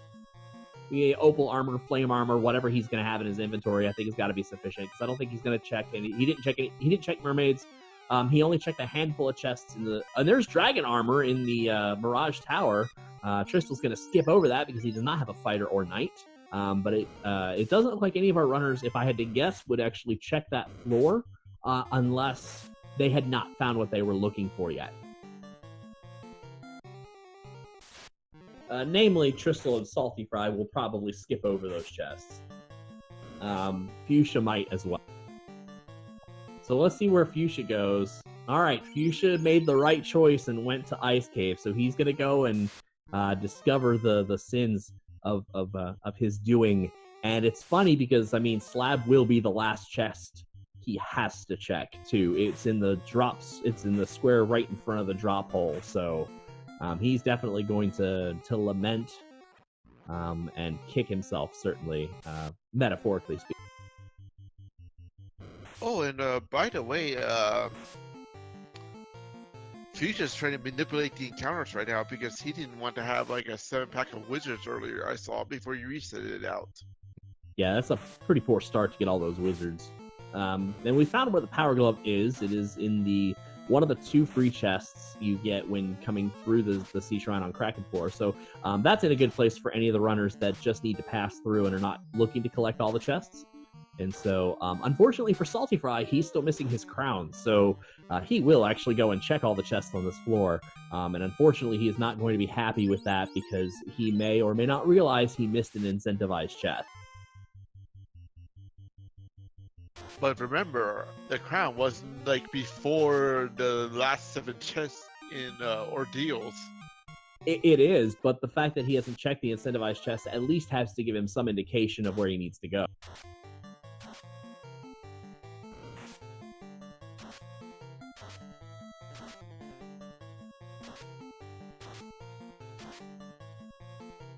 Wow, these Manticores want to cast a sleeping spell on Crystal.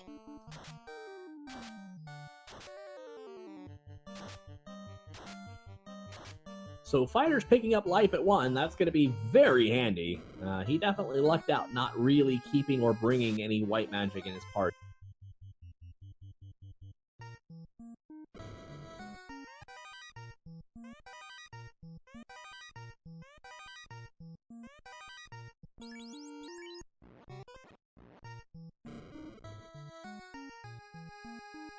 Man, Crystal is digging hard at Sky Fortress. And there's the defense sword, which will help him a little. He can still cast the item, but that is definitely something Artea's... no, Artea's not going to need it, actually. Not truly. With the Masamune and the Adamant, the defense sword would represent the 3rd best sword in the game for his knights. Though it is a usable item, he should, if I remember right, he has checked Volcano to the point where he has the white shirt. So Artea should probably not concern himself with the defense sword a whole lot. Unless he puts the defense sword maybe on one of his 2 knights, just in case one of them gets the RIP. Yeah, maybe. I mean, as a usable item, but I mean, he now has life on both of his knights, and unless he's overcome the threshold of getting at least 1 or 2 charges, which that looks like 22. So, oh, he has definitely brought up his red mage now. His red mage is now going to gain a few levels. That's part of Artea's MO. Is he has an acceptable level that he likes to get his classes to. And certainly the brute force, you can get as many levels as you want, but he's satisfied with that black mage being, I believe, 18.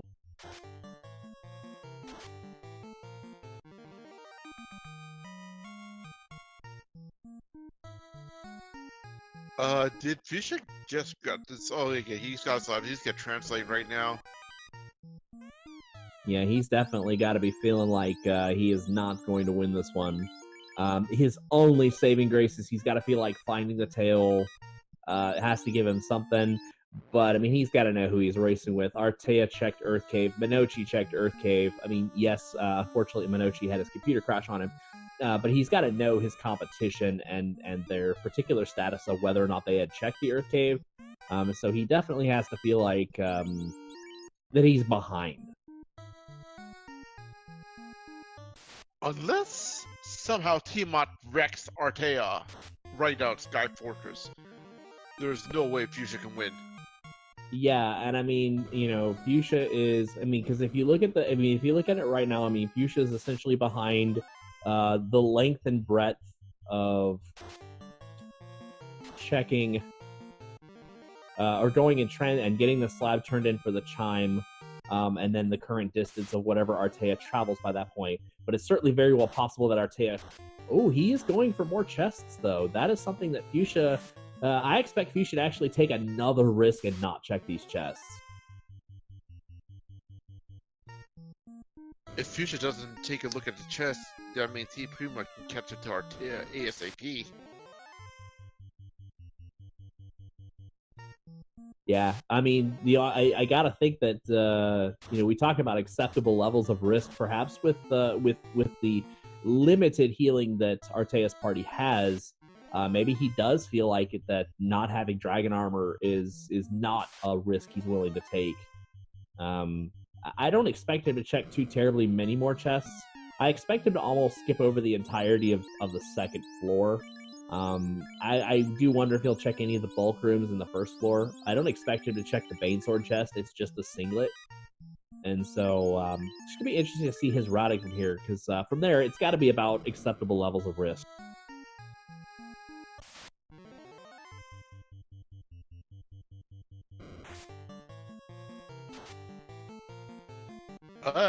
Blue D's seeming a little bit beefy today, like beyond 700 HP. Yeah, not that two fighters with max weapons can't handle, but certainly, yeah, you think you'd like to see him come down in a few more hit points.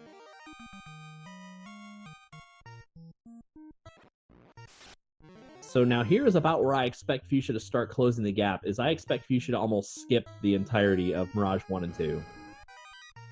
He has skipped 1, most likely he will skip 2 at this point. So,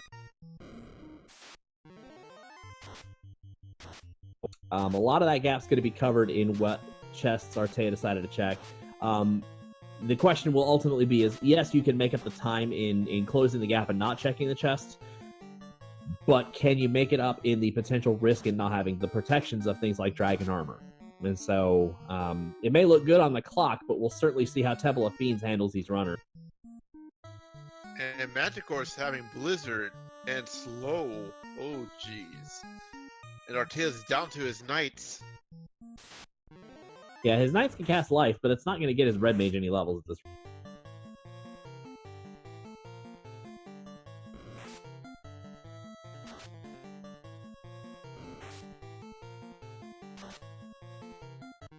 And so, like I expected, he is going to skip 2F. He is going to skip a majority of 3F with the exception of what we usually call the free chests in 3F. It's these four over here. It's only a handful of steps to the actual room itself. And then, of course, when you run along the bottom, it's free encounters, so...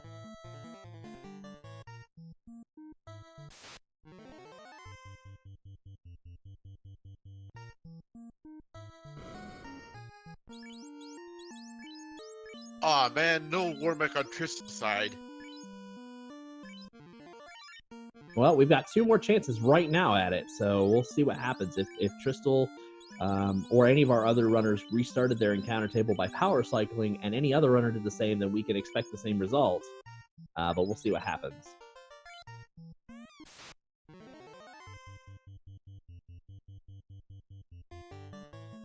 We'll see what Tiamat has in store for Tristal. Yeah, we're going to take an early look at what Artea is about to see. And, of course, Tiamat's a little beefy. Oh, Tiamat has Bane!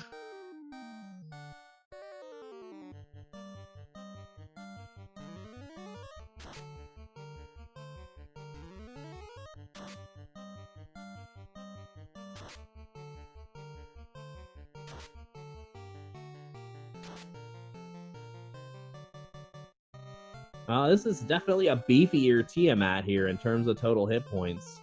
The 1 black belt is certainly doing the bulk of the damage, but I expect Artea's 2 fighters to do more steady damage over the course.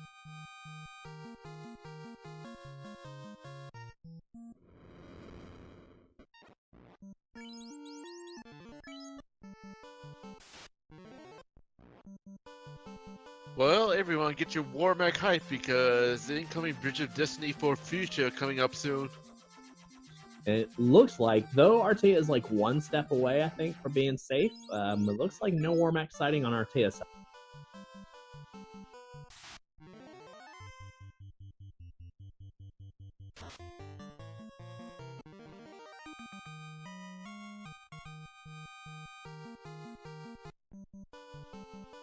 Oh, Tiamat is not hitting very hard, and so just a regular course of high damage hits and spells. He should go down probably this round, maybe next.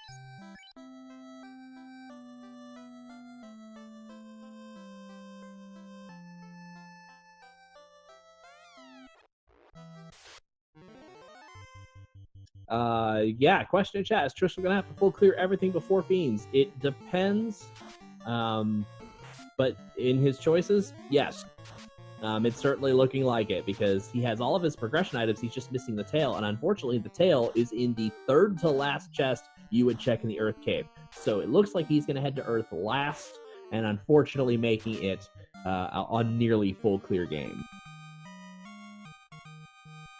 And so we've got our tail clearing. Oh boy! So we got a Warmech sighting on Fuchsia's side. If Fuchsia clears this gives him some much needed level.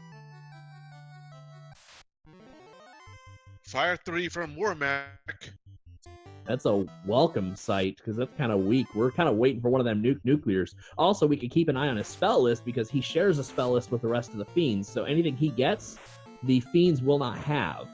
Oh, and that's a weak Warmech. Wow.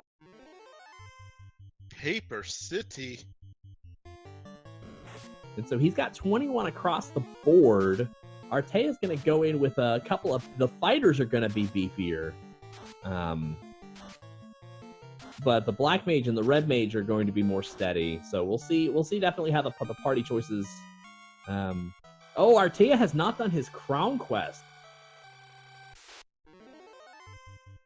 Probably it was his wisest decision not to check the crown stuff, the key lock stuff, maybe? Because yeah, because I mean, I think the best thing we found in the key lock dwarves was like a pro ring. So even then, that's among the easier ones. I don't think any of the other crown lock chests were of any consequence. So it's kind of good on Artea for not checking those chests, but yeah. But isn't Opal Bracelet in... Oh, it is. I think you're right. It's in Crown Lock Canaria. I think he's going to just settle for his gold bracelets and be happy with it.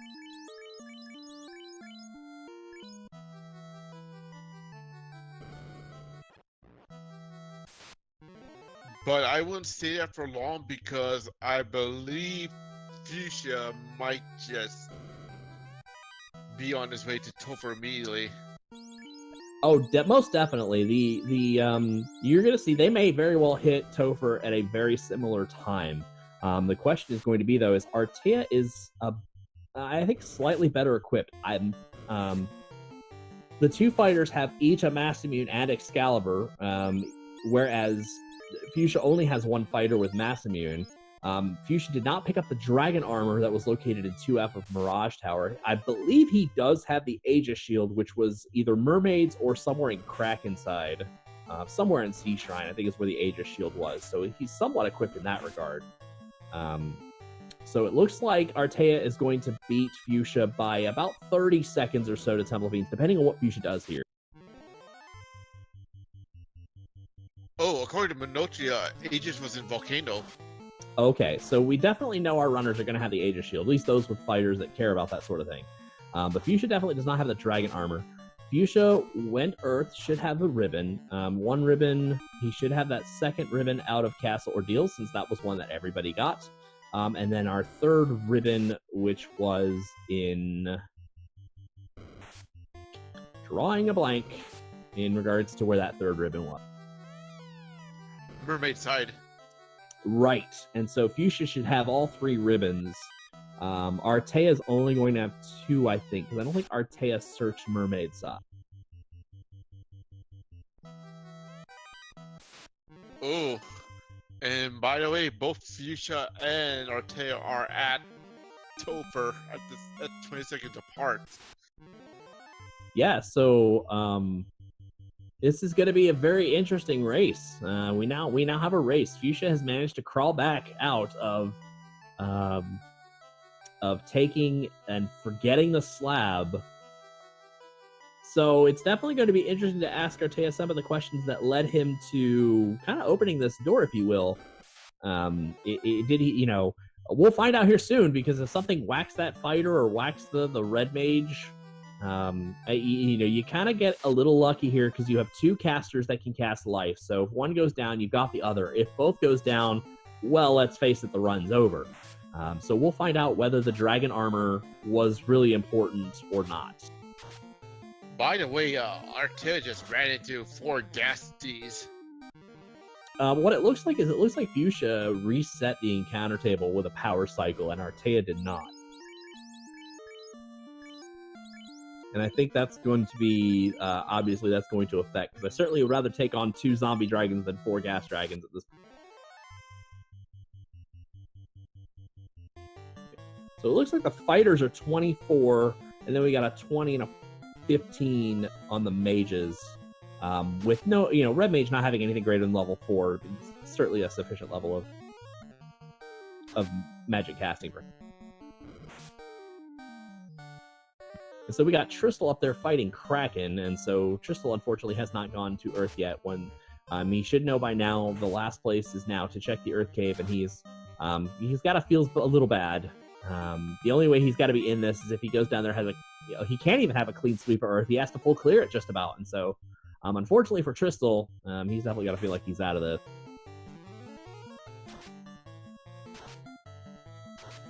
More gas dragons for Artea's side too.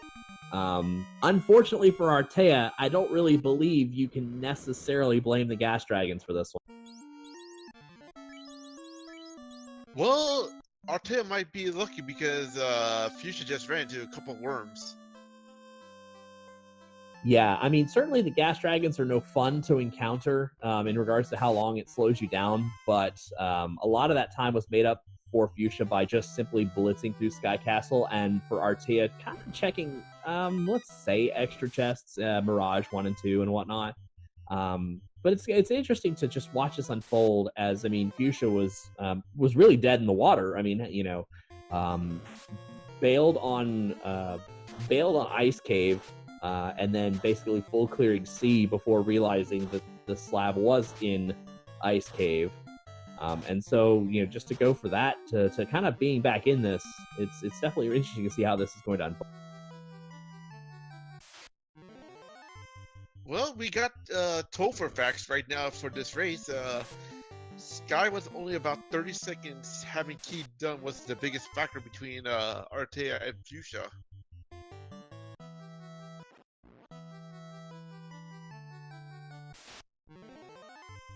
Yeah, and as much as I want to agree with that, turning in the crown quests really only takes like a minute or so, especially with the floater. Whereas the amount of time Fuchsia spent basically checking things he didn't have to is far greater than the 1 minute that Artea let him have. And so, like I said, I gotta believe that Artea felt like he needed the dragon armor, and we'll find out here shortly whether that's an acceptable level. And there's the pass right there. So Artea moves in from the outside, does a little bump drafting right there, and gets himself into the Earth Cave, gets himself about 2/3 or a third of the way through the Earth floor. Well, at least Artea's gonna give us a peek of what Lich's gonna be packing. Yeah, definitely. You know what they say, if you ain't first, you're last. And so on this one, Artea is definitely looking to just go ahead and close this one out. A win for Artea means he cements right now sole first place in the league. Only 2 other people in this league, Tristal being one of them, Minochi being the other, can even achieve a tie for first place. And so Artea is basically playing for a spot in what may be a league playoff.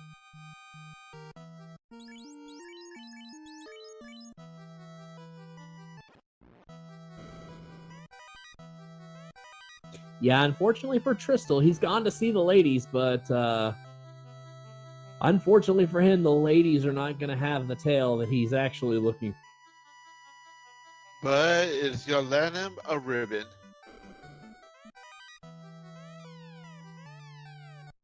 And so now we've got him on the carry floor, so Artea's really blitzed through, not power cycling there. He had a couple of gas dragons and a couple of unrunnables, but he's kind of managed to blitz his way through Fire Floor, which I suppose if you ask him, and there's a nuclear there from Carry. If you ask him, he probably doesn't actually want that long run in the Fire Floor, but he'd rather have it in the Water Floor. Actually, I will prefer it in the water and the wind floor.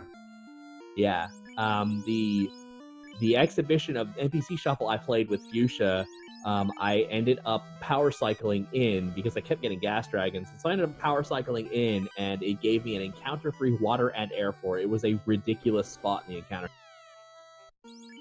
Ouch. And speaking of Fuchsia, he just ran into 4 unrunnable Earths while Artis dealing with the water pack. Boy, this really is the Temple of Unrunnables tonight. The Worm Pack is unrunnable. The Gas Dragons are unrunnable. These Waters are unrunnable. The Earths are unrunnable. The Frost Giant and Frost Brew fight is unrunnable. The Zombie D fight that Fuchsia did was unrunnable. So it's really a Temple of Unrunnables. Speaking of Unrunnables, 2.1, when it comes out, and it should be coming out here in a little while, maybe a couple weeks, I'm not 100% sure what the timetable is, but it is going to introduce the Unrunnable Shuffle. So it is actually going to shuffle which encounters are unrunnable encounters. And before anyone asks, there is a new sort of icon to determine, or a new way to determine which encounters are unrunnable. Instead of the word run, you're going to get the word wait. And so that's how you will know which encounters are unrunnable. And so that is going to get shuffled in 2.1. So that's going to be an interesting addition to the Final Fantasy Randomizer. Who knows? Maybe we get the imps, unrunnable imps with Nuke. We finally get some sort of, super gatekeeping imps or something like that. I got a funny unrunnable last one. I actually could put away from Terry. Oh, that's pretty funny. That's got to be not an intended. So here's Kraken 2 for Artea, and unfortunately, Fuchsia getting the fires, which are also an unrunnable encounter, whereas Artea makes it out by the skin of his teeth. His fighter's still alive and moving on. Now Fuchsia Fantasy is on Carry 2, and Artea hits a pack of worms. And somewhere, Sho Fukamachi is just gritting his teeth at this. I bet you he's happy that he didn't run the seed. To respond to Bifu Curry's imagine unrunnable shadows, one of the things about the unrunnable encounters is if they are an unrunnable encounter, you do not get ambushed by them. So anything that has ambush or a high ambush rate is basically negated if it becomes an unrunnable encounter. So that's just one of the natures of how unrunnable encounters work. You cannot be ambushed by an unrunnable encounter. So if you step on a tile with an unrunnable, encounter, such as the Zombie D fight, you can never be ambushed by them. Well, here's the funny thing. I actually ran into unrunnable ogre packs. Well, luckily for Fuchsia, the fighter survived and managed to, get the rest of the party up, but he's definitely going to take some time resurrecting that party, whereas Artea is already on the Tiamat fight, and Tiamat is proving to have a lot of absorb. So maybe crack your power gloves out or crack your nukes out or something. It looks like he's just going to forge ahead without power glove.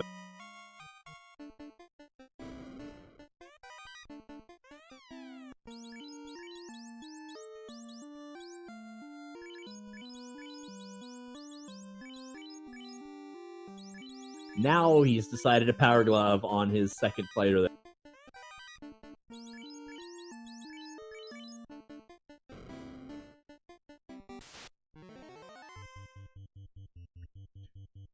Killing 97 with the unrunnable Tyros hype. That is definitely something I had not thought of. Mandatory stake. They probably reset out of that, though. If it's a traveling encounter, you probably just reset it. Whether you're Team Tyro or just don't want to face the fight. Because the only place that comes up is in the overworld. There are no Tyros in dungeons that you have to fight, unfortunately. Oh, but unfortunately, mighty Artea just lost his Black Wizard. Yeah, there goes those nuke charges, so he's going to try and figure out how to overcome this high absorb. I don't know if he looks like he's just going to forge ahead. 220 is not a whole lot in terms of, not let's say a whole lot. Artea will tell you it's ridiculous for a JRPG. But in terms of what we've played with and what we've had experience with, 220 is kind of on the middle threshold of that's almost standard for what we play. And so, 220% of his, what would that be? 1,000, 1,100 hit points. So 2220. 2240, whatever that number comes out to being, is his max hit points. But either way, he forges through, he gets the kill. and he's just using all of his heal potions, and he's going to soldier on, hopefully encounter-free, to the Chaos floor. If he gets iron goals, he's going to have another unrunnable pack. It would be funny if Twilight Cosplay Club became an unrunnable encounter, because that's one that's a risk here. Vampires and the Wizard Vampire tend to hit pretty hard. All right, so... And Artea is saying, hello, Chaos. It's time to meet your doom. All right, so here we go. We're taking our first look at Chaos for Artea. This win will cement his place as one of, hopefully one, but one of potentially 3 finalists in our league playoff.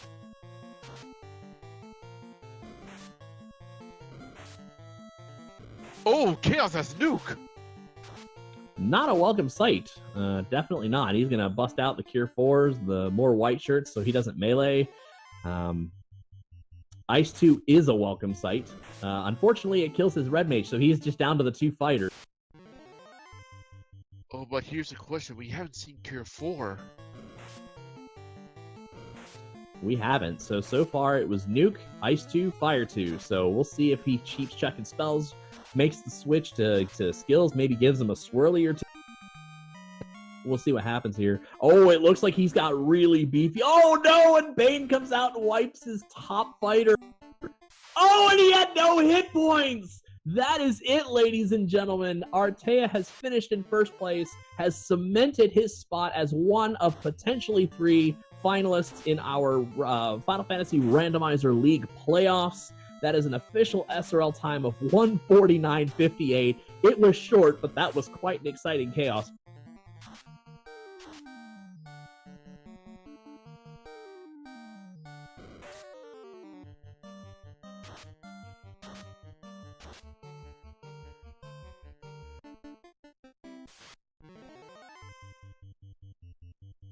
That was a crazy head-to-head between Fuchsia and Artea. And Fuchsia right now is going to head to the Chaos fight. Fuchsia doesn't know that he has to deal with a Chaos with a nuke. Question, did Artea have Aegis on his second fighter? I will almost guarantee that, because he definitely had put Dragon Armor on his second fighter, so I'm going to assume he loaded the second fighter with as much defensive stuff as he could, because that was the one with Mass Immune. It makes sense to kind of put it on that one, because that's kind of the one you want to survive, but, you know, the top one still needs a decent amount of armor, but... I just realized that Fuchsia doesn't have the white shirt, so he's casting Invis 2 instead, so he's fine. Oh, and nuke off the bat. There goes the top row already. If anybody's doing napkin math at home, which I'm about to do some math that Trenton always says don't do math on Twitch, even though he was the one who suggested this. We'll call it 150. That is 110 minutes. 1% of 110 is 1.1. So they would have 1 minute and 6 seconds. Cut that in half because we round up, so they have 38 seconds to clear this without a chaos point.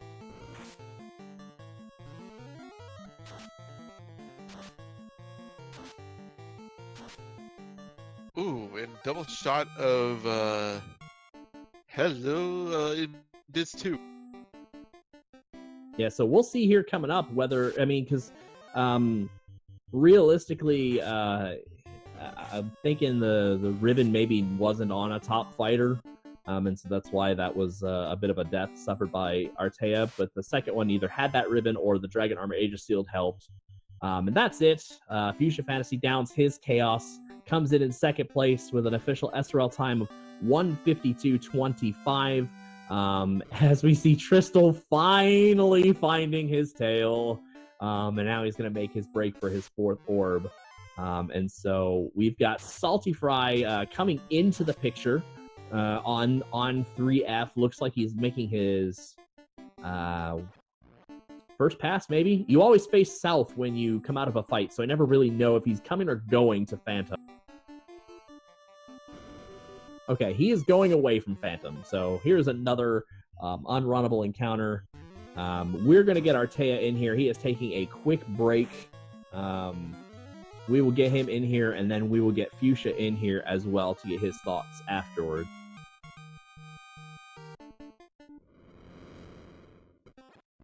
What a race has this been? That was really crazy. After Fuchsia abandoned the slab in Ice Cave, and then literally clearing the rest of the game, save Marsh Cave, which he abandoned after the TNT, literally clearing the rest of the game, or at least not the rest of the game, but not Mirage Sky, because you can't get into Mirage Sky, but he cleared Sea, he cleared Earth, he cleared Volcano Ordeals, and then, a double dip into Ice, which probably didn't create as much of a setback as I'm trying to make that out to be, but that's still, kind of an egregious offense.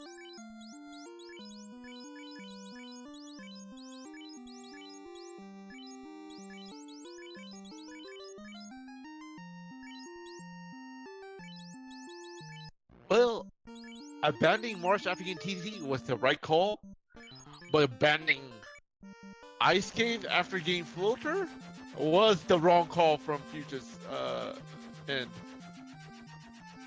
Yeah, and there's no doubt that cost him the game. I mean, just the sheer time it took him to go back and check that was still a few minutes.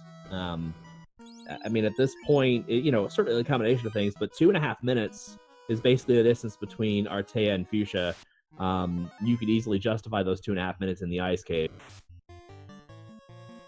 Having to fly back there, then grabbing the slab when he did, could have easily been 2.5 minutes.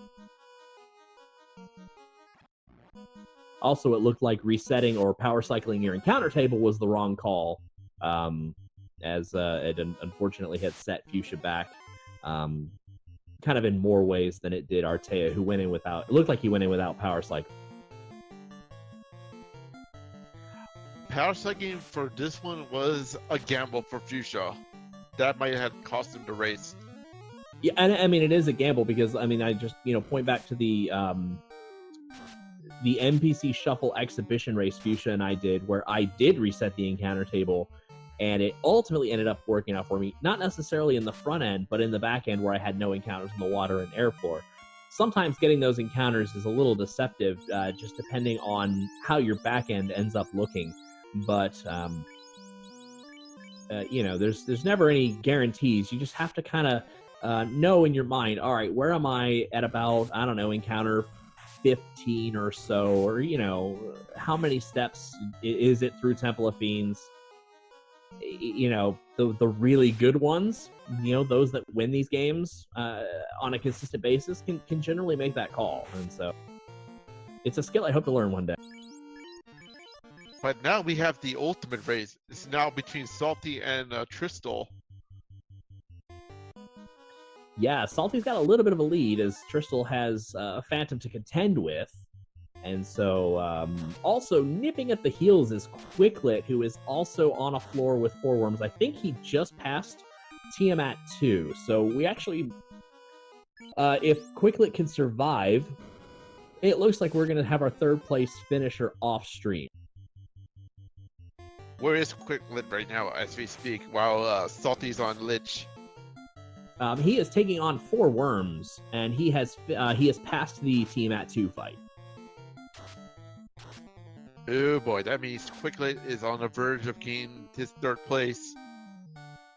Yeah, and if I remember right, it's either Salty Fry or Quicklet has the win in race number 1 of this. So I think it's Quicklet. So this was more of an attempt to play defense on his part. But unfortunately, with the sheer volume of races, it was only an inevitability that the top players get their wins. And so, definite GG to Artea, who at the very least punches his ticket into the league playoffs. If he could hold defense over the next 8 races and try and get sole possession of 1st place, then there would be no need for league playoff, and he'd be the outright champion. But don't forget, the league is not over after stage 8. Well, it is if Artea is the only person in 1st place.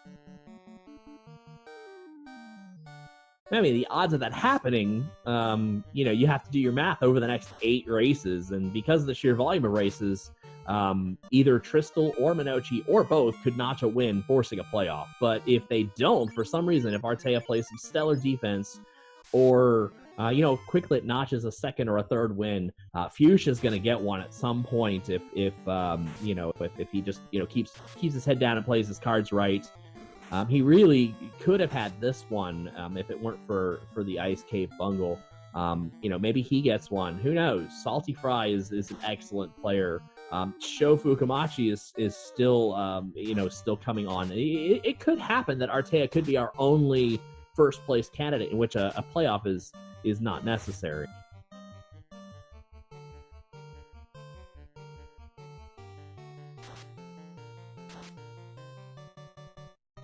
Oh, and Quicklet has finished in third place with a time of 1 hour 59 and 10 seconds.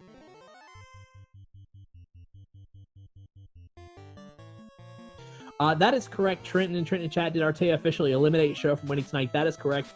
He officially eliminated Sho and anyone between 5 through 8 that had any chance to sniff at the playoff, if there was one. Artea basically eliminated that and created basically a mass elimination for 95% of the league. So yes, that is what this win for Artea does for him. And I see Artea floating around in the chat. I'm trying to see if he will come into the Discord or not. So maybe he's having his break in front of his computer. I don't know.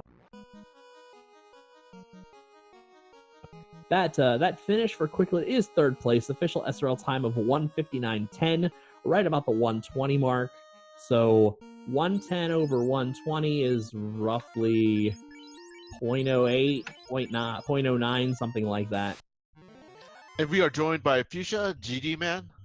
Thanks. So Fuchsia, the calculated gamble blows up in your face. You want to talk about that? No. With the encounter rate being what it was, I thought I'd be clever.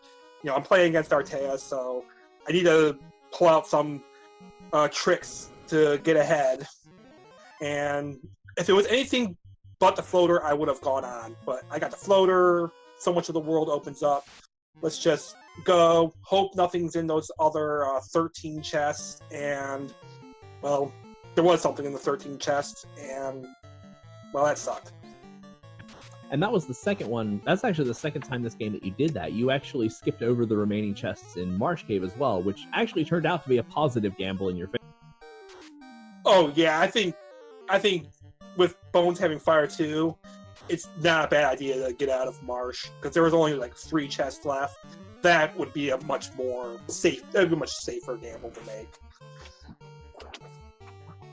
So as we're still focused on the Ashen here, we got Tristal in a desperation fight with Carrie, who finally gets Carrie 2 down, but was down to the Black Belt White Mage. White Mage will pick everybody up, and it'll be fine.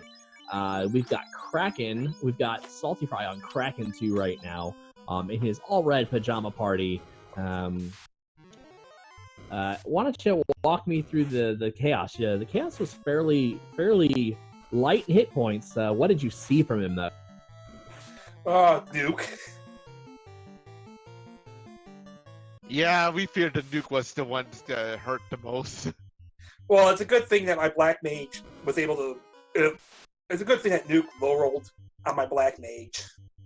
Otherwise, I would have been in quite a bit of trouble.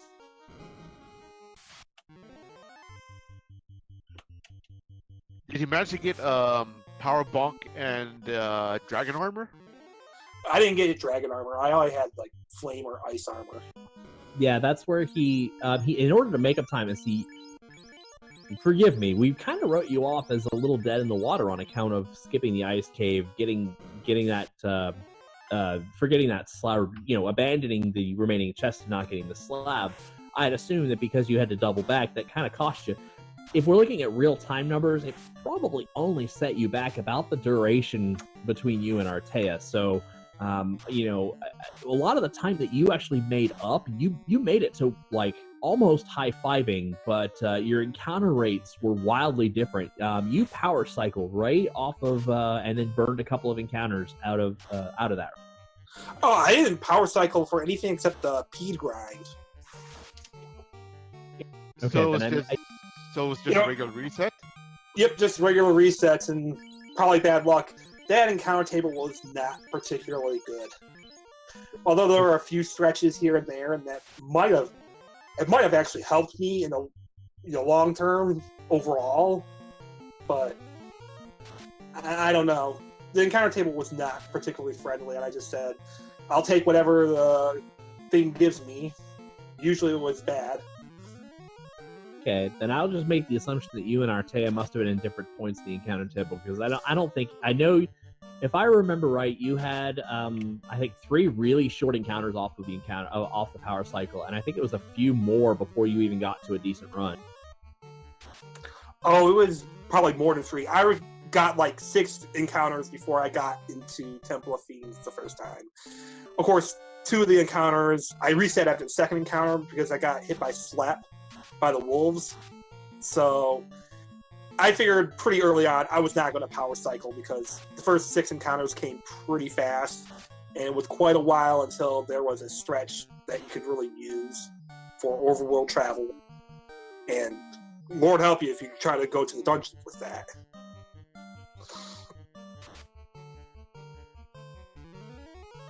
Oh, Artea cycled before Mirage.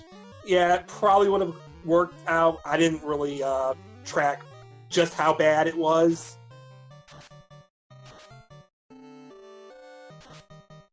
Did you see what Carry 2 was packing? Nuclear twice.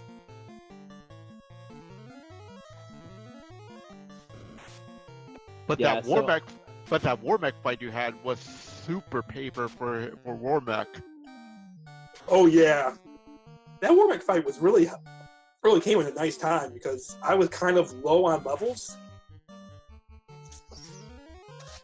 and I really wanted to get 2 or 3 nuke charges on my ninja. I don't know, what did Artea run as a party? He ran 2 fighters and a black mage and a red mage. Well, okay. He ran 2 fighters and a black mage for most of the game, and then right before Mirage Tower, I believe, he killed the black mage and resurrected the red mage. So he kind of balanced the levels between the 2 mages, yet still fed his fighters a lot, and so a lot of the 2 fighters did a bulk of the work. Yeah, I guess that can work out. I actually, I don't know, I think I wiped in Volcano I wiped to Red D, which had Thunder when my first run through Volcano, so I had to go through Volcano a second time, and I just said, there's nothing here that's really, really vital. I have Massa, so I just said, yeah, I'm just going to dive down, get the carry, beat her up, which I did. Oh, by the way, sorry to interrupt, but Tiamat 2 had crack. Oh, he does. Crack kills. Yeah, and it just ripped Salty's ninja. Artea says he would have ran 2 red mages. I don't know if Artea's going to come in here or not. He's given enough public discourse, so we kind of treat it like he's interviewing. Yeah, I mean, I really think I only need the 1 fighter or a black belt, but I wouldn't be running black belt with such a look. In this flag set, I wouldn't run a black belt. But I really think I only need the 1 fighter. I'd rather have, at least 2 black magic casters, red or black. And then I actually fiddled with my party before I began, because I was, I was just fiddling between Thief and White Mage for my other slot. And I wound up going with the Thief because I hoped it would make the early game smoother, which it kind of did, I guess, with that encounter rate. So joining us in chat now is 3rd place finisher Quicklit, one of our off-stream runners, Quicklit, GG. Why don't you just a quick kind of blurb about how you felt about that season? He's still muted, man. Unmuted, yeah. There we go. GG Quicklit. Thank you. How was that seed of yours? I just really wanted to grab any random rat that was lying around and chop off its tail, because I could not find the one that Bahamut wanted. You could have been, I don't know, I was kind of keeping an eye on you off stream, but I don't know at what point you got the tail. I think you almost full cleared. Tristal full cleared, with the exception of the 2 that did not contain the tail after the tail. Tristal pretty much full cleared. The only thing I had left were the Crown Lock chests in Marsh, and then the single Crown Lock chest in Sea Shrine. But I opened everything else. Yeah, you have to forgive me. I don't think actually Tristal checked Crown Lock.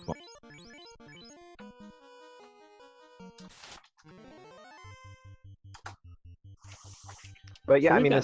the seed was pretty fun. It helped, I think, everyone if they took 2 people that were capable of casting black magic early on. Level 1 nuke is always fun. And Salty just finished against Chaos. And Tristal approaching Chaos, who's pretty much hopefully going to one-punch man him, but he's definitely going to load up on the defense first. We know this is kind of a paper Chaos. Quickly, like I said, you were one of the off-stream owners. How did you fare with Chaos? Well, he killed my black mage on turn 1 with nuke. But the black mage got fast off first, so he was pretty much worthless then anyway. I would have liked to cast a couple charges of temper, but I got enough powers off that it didn't, power bonk charges off that it didn't much matter. Although at one point my knight was down to about 100 HP, but he had a charge of cure 4 for himself, so it worked out. So we have that nuke that wiped most of Tristal's party, but the Black Mage stood, and with a couple more punches, Tristal finishes his run through Chaos. I did not mention it before, but Salty Fry's time was 2:09:16, and then Tristal comes in 5th place with 2:09:56. We're going to try and get both of those guys in here for an interview. And I have to apologize to you guys, to racers, because I'm the one who created the seed. I am so sorry if it turned out trolly.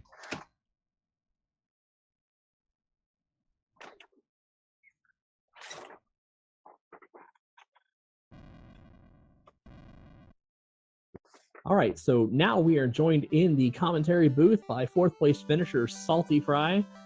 Salty, you gotta know that you were probably one of the 2 people who found the tail ridiculously early, and so I kind of had penned you as a favorite after that point, but unfortunately things just didn't work out for you. You kind of made a wrong turn that no one could tell you how to steer away from that, so just kind of talk us through that. Well, the big mistake I made, I guess, was kind of forgetting about ordeals there, right? Like, if I'd gone right to ordeals, it probably would have worked out. And even when I got there, I kind of thought like I completely made the wrong play too, because I get there and I went straight for the incentivized chest and the ribbons in there, because I think it came down to that, at that point in time, it was either the ribbon or the crown in there.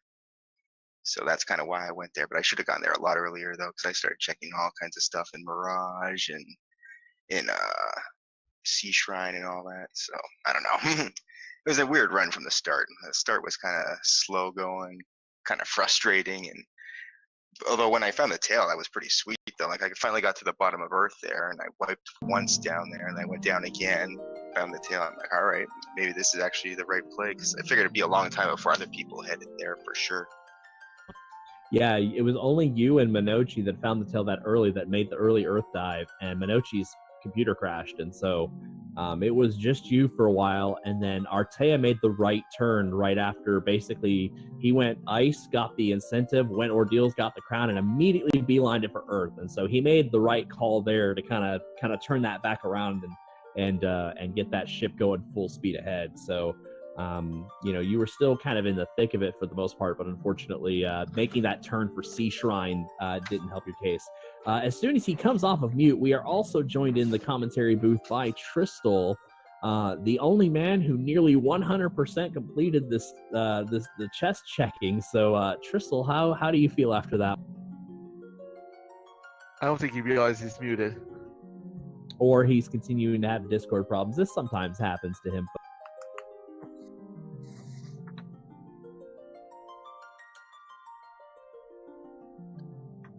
I think he's. There we go. There we go. All right. Yeah, I'm feeling a little disgusted with where that tail location was, and if not for that, I think I actually had a shot to win. You kind of did, because you had the highest level on your black belt for the longest time. I seen you ran the whole thing today. Yeah, the grind went fine this time. I even managed to get the slab out of Ice Cave, which I wasn't sure everybody was going to be able to do. Everything went totally fine except tail hunt. So, yeah, full clearing sky and sea is going to make you lose by 20 minutes.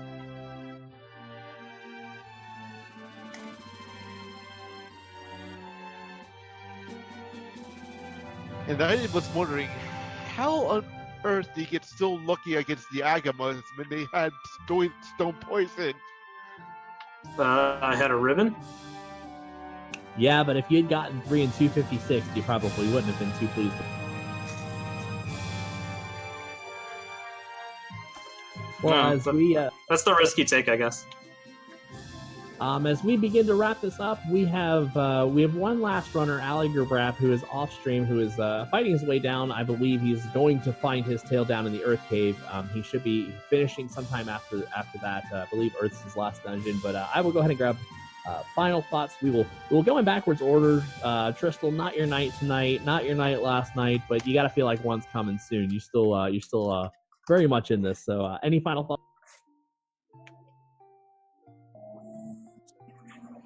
Great. Salty. Definitely. Not your night tonight, but you feel good going forward about notching a win this. Yeah, I like my chances still. I just need to remember those incentivized chests. I guess it's been a long time since we had them in the league now. Quickly, your defensive stand ended at 1, and so are you going to keep playing in this now that we have at least one certifiable winner of this league? I won't have too many more opportunities, but I will when I can. All right, Fuchsia. Unfortunately, I know you tried to play defense a lot last round, and it just didn't come up for you. But we definitely expect to see you back. Oh, I definitely want to get a 0 in this round. I like this round. It's fun. And Artea, our winner, GG, outside of the Discord chat. He's out there in the universe. GG on your win. GG on at least a share of the league victory. I can speak for him at this point. I know he will play defense as much as he is certainly able, because he has got to try and prohibit a playoff as much as possible. So definitely GG to you, Artea. Some masterful play tonight. Chitin, do you have any last thoughts before we sign off? All I can say is, let's just hope there is more trolliness in the next seed. The next match will be Wednesday at 5 p.m. Eastern. We will be hosted, but I can't exactly tell you. Trenton can pop up in 2 seconds and tell me where we are hosting. But that is our next league. And with that said, what about you, Forzano? Any last words for you before we wrap this up?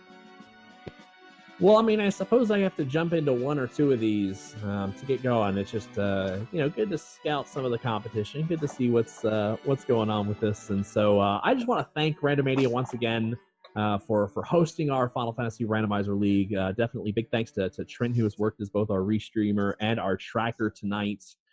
Just thank you so much to Nora and all the work that Randomania does for our little community. Certainly give Randomania and its auxiliary channels a follow. Come join us on Discord.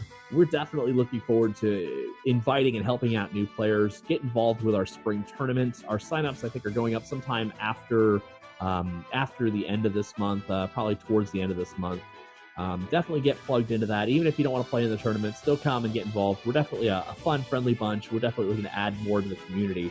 If you like more Randomizer action, stay tuned. We're going to kick this restream over to Z-Man, who is currently playing Z1R. So for Chitin619, I've been Sportsondo. It has certainly been a pleasure. Have a good night, everybody. Night.